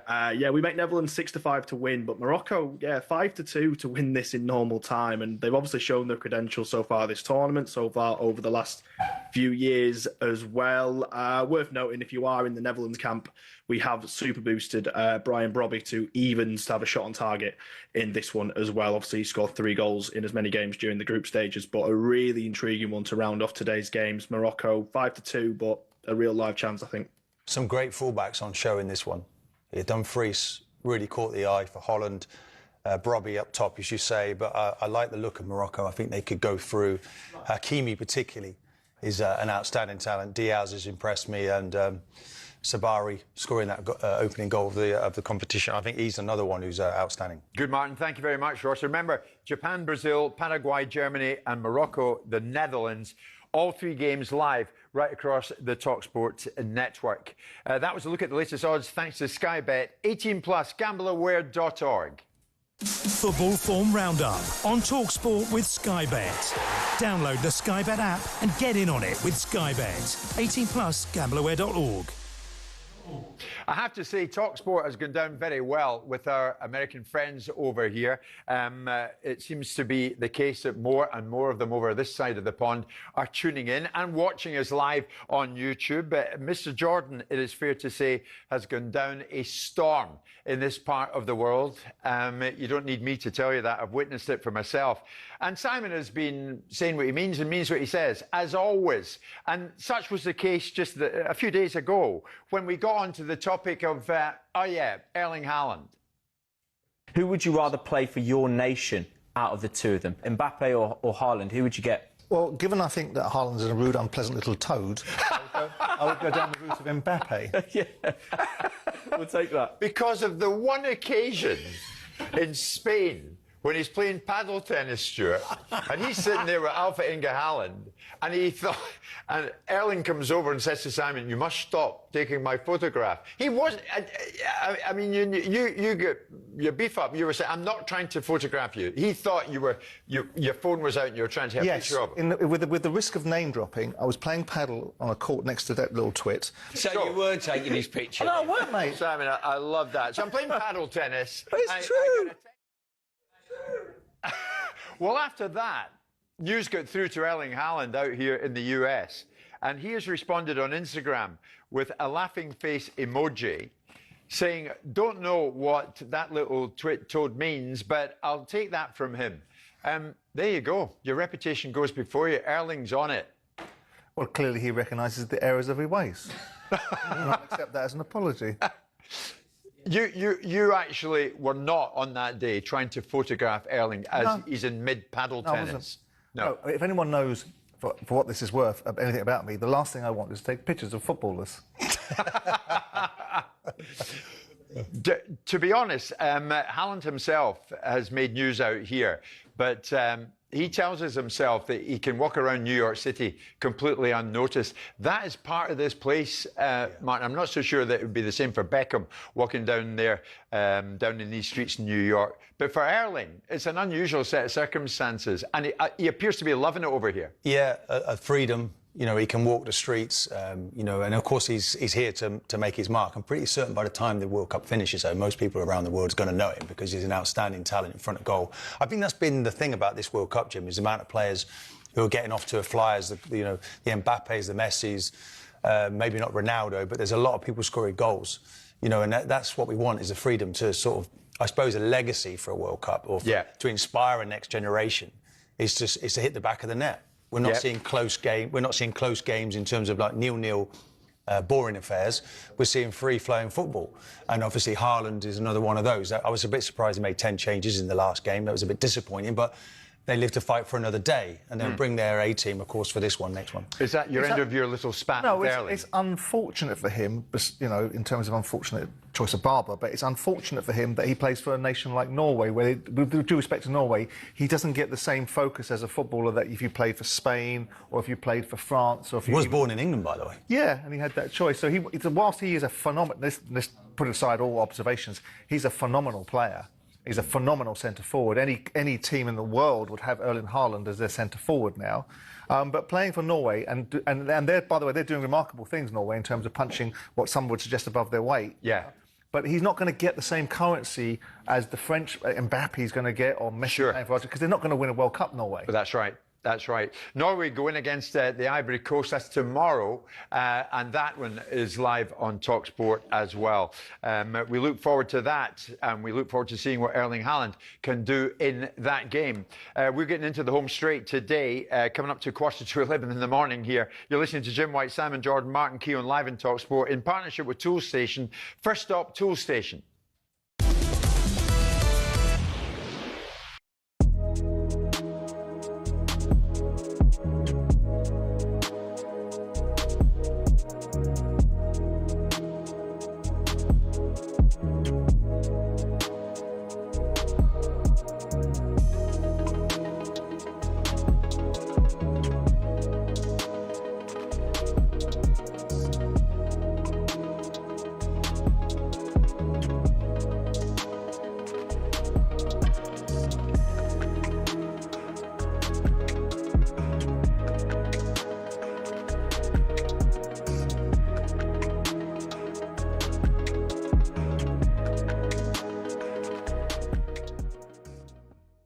Ronaldo is top, still top.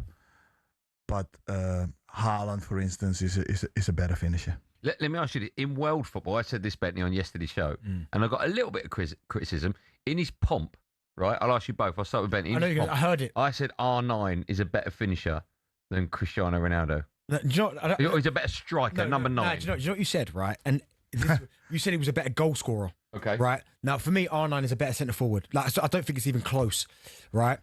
But what people will do is look at the numbers. And this is where sometimes stats-wise, like the new generation will go, if I say R9's better than Ronaldo, Cristiano, they're going to go, are you crazy? He's got 1,000 goals. But sometimes it's not about just stats. It's about what does your eyes tell you. And anyone who's watched it, you would have watched him. R9 is the best centre forward I've ever seen. R9 for me, that's my hero. You know, he is. That's why I wanted to become a striker. You look at him, and Ronaldo has done absolutely magnificent. Yeah, and Ronaldo, it's all about numbers and goal scoring. And he's obsessed with that. And that makes him so good. But R9 is just phenomenal. He's just... Get ready to get that winning feeling with talkSPORT Win. This summer, talkSPORT is bringing you live and official coverage of every game of the FIFA World Cup 2026. And to celebrate, we're giving away £26,000 guaranteed. Go to win.talksport.com to enter now, and you could win 26 grand in your hand, tax-free. Enter now, and you could be the next to get that winning feeling, courtesy of talkSPORT Win. Find out how to enter now at win.talksport.com.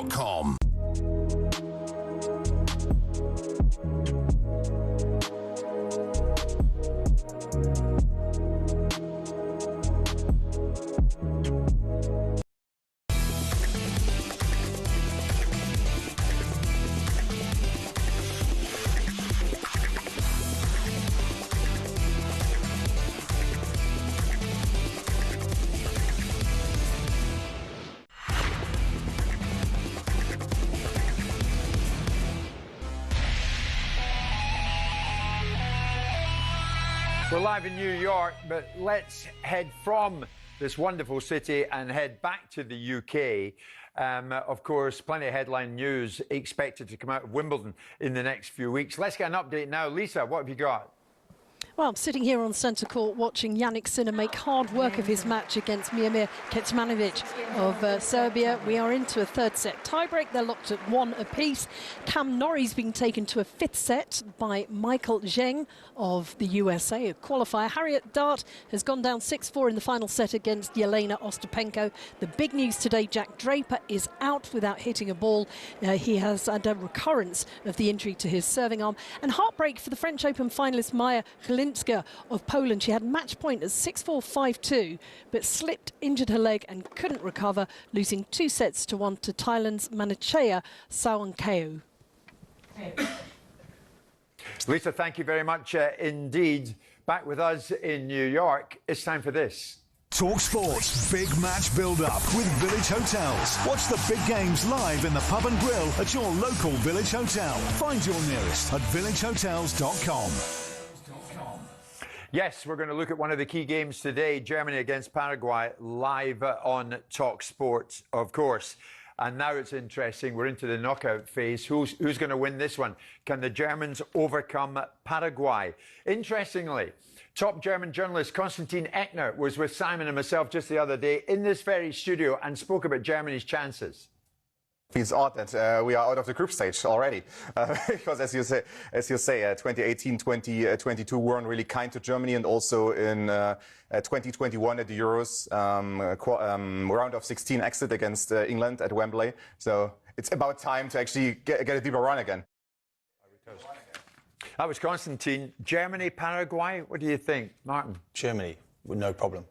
No problem? Yeah, I don't see Paraguay as being at that level. I think Germany now start to go through the gears, Jim. They've impressed me with their attacking play. Lucky against Ivory Coast, though, weren't they? Yeah, but I think the Ivory Coast was a difficult game for them. But Germany, Jim, I think they're now starting to move. Maybe a bit suspect at the back. I don't see anybody in the back line who's really... Sane, maybe not the player he was, but Wirtz looks decent. What's drawing you to that conclusion? They got beat by Ecuador. They were lucky against the Ivory Coast. So what's drawing you to that conclusion? I just think that they look a bit more accomplished. I mean, with Havertz as they were already through against Ecuador. Yeah, but Havertz as a striker now, I think you're seeing the quality that he's bringing. You're not a German fan? Dawned on him. You don't want Germany to do No, what? I knew they were already through. Oh, you knew? But you don't. Okay. But you don't. But they didn't cover themselves in glory against the Ivory Coast. They should have been. If Ivory Coast had been more profligate, Germany would have been banging in trouble in that game. Now, Yeah, of course, true, if true. and of my aunt was my uncle, yeah. But the fact of the matter is, I don't think they look particularly impressive. Yeah. Okay. But he does, so that's Well, fine. I have been impressed with Germany. I thought that they looked a lot better than they've done in recent tournaments. All right. Let's Well, have Paraguay win tonight then. if Paraguay win, they'll be dancing in the streets of Asuncion. That's the capital. Paraguay are poor. We saw them against the US, didn't we?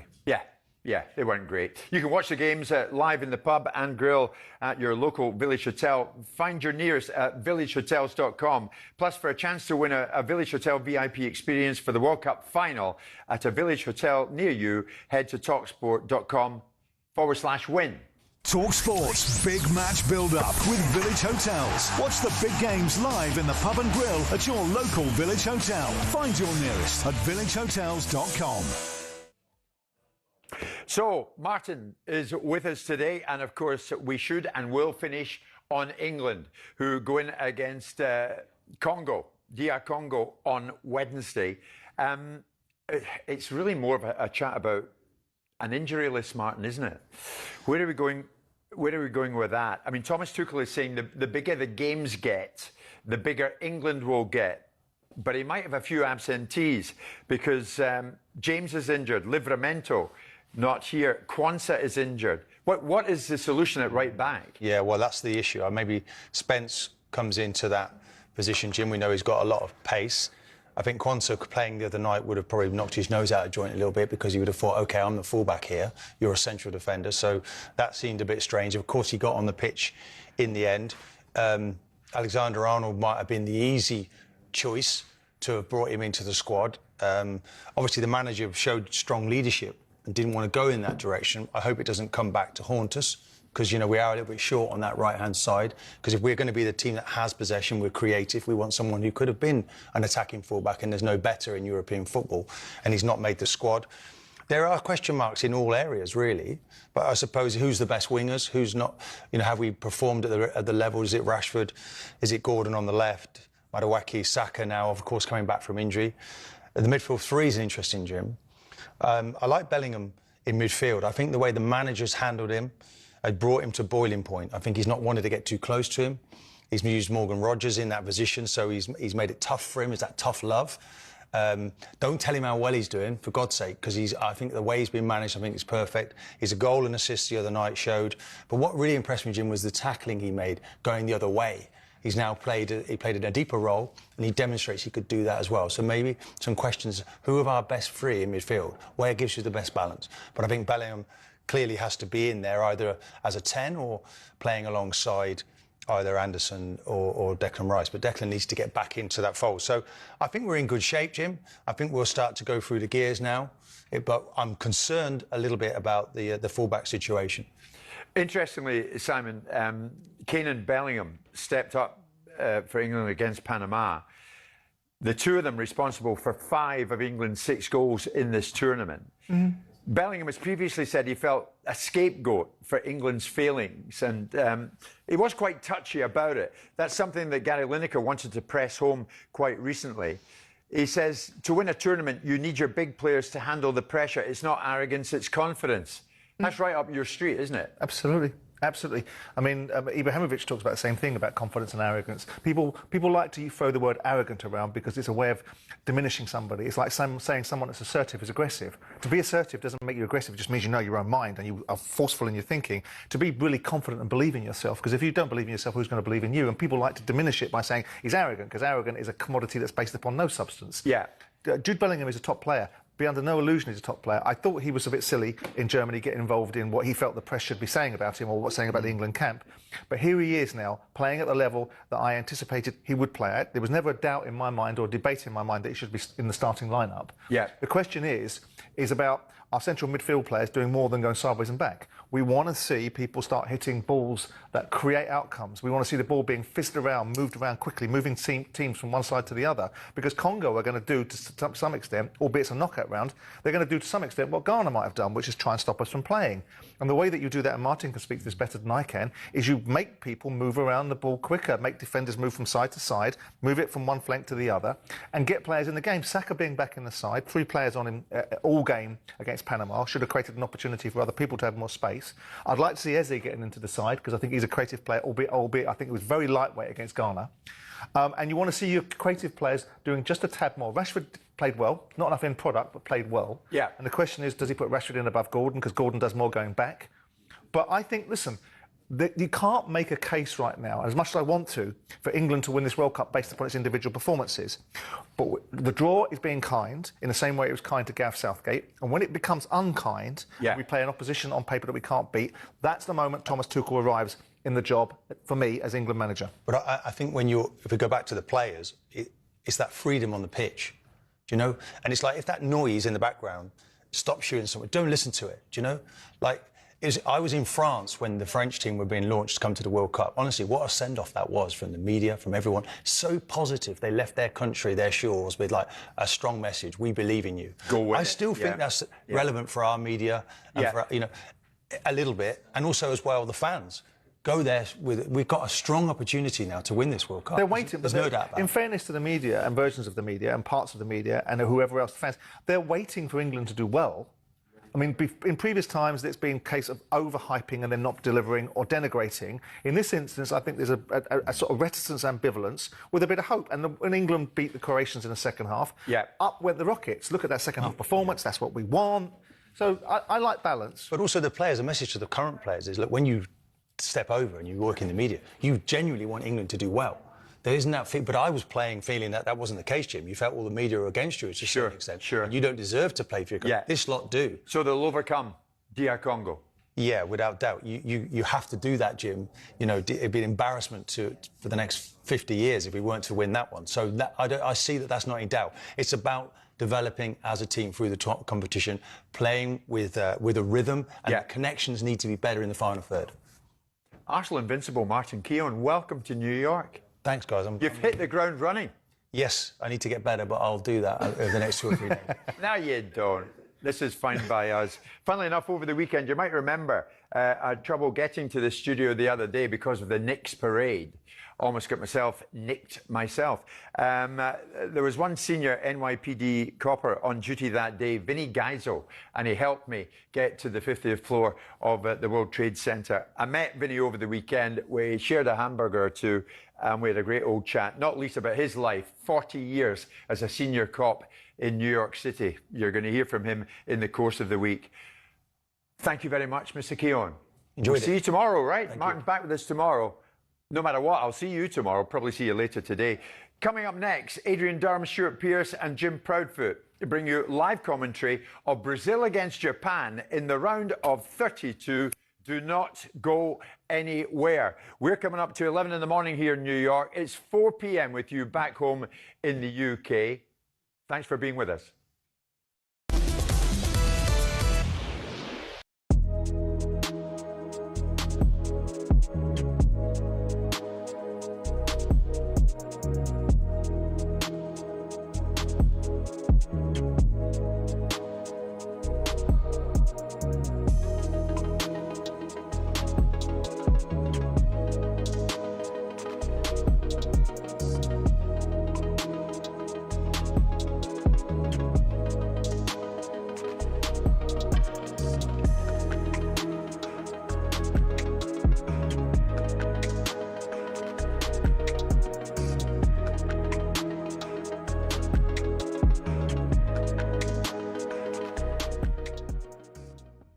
Listen, I love him, and people have asked me would I take him at Arsenal 100%. But you look at the last 2 seasons, Real Madrid, and then you look at the last 2 seasons for PSG, the 2 Champions Leagues. They were chasing the Champions League for so long. He moves out, they win back to back. It just doesn't look well. Yeah, Mbappe, does it? You could say that he's responsible for that, but in the meantime, when you see what Luis Enrique the Paris Saint-Germain manager has changed, the way the team has changed, the unity, everybody is playing for each other, they're fighting for each other, on the pitch. And that's why,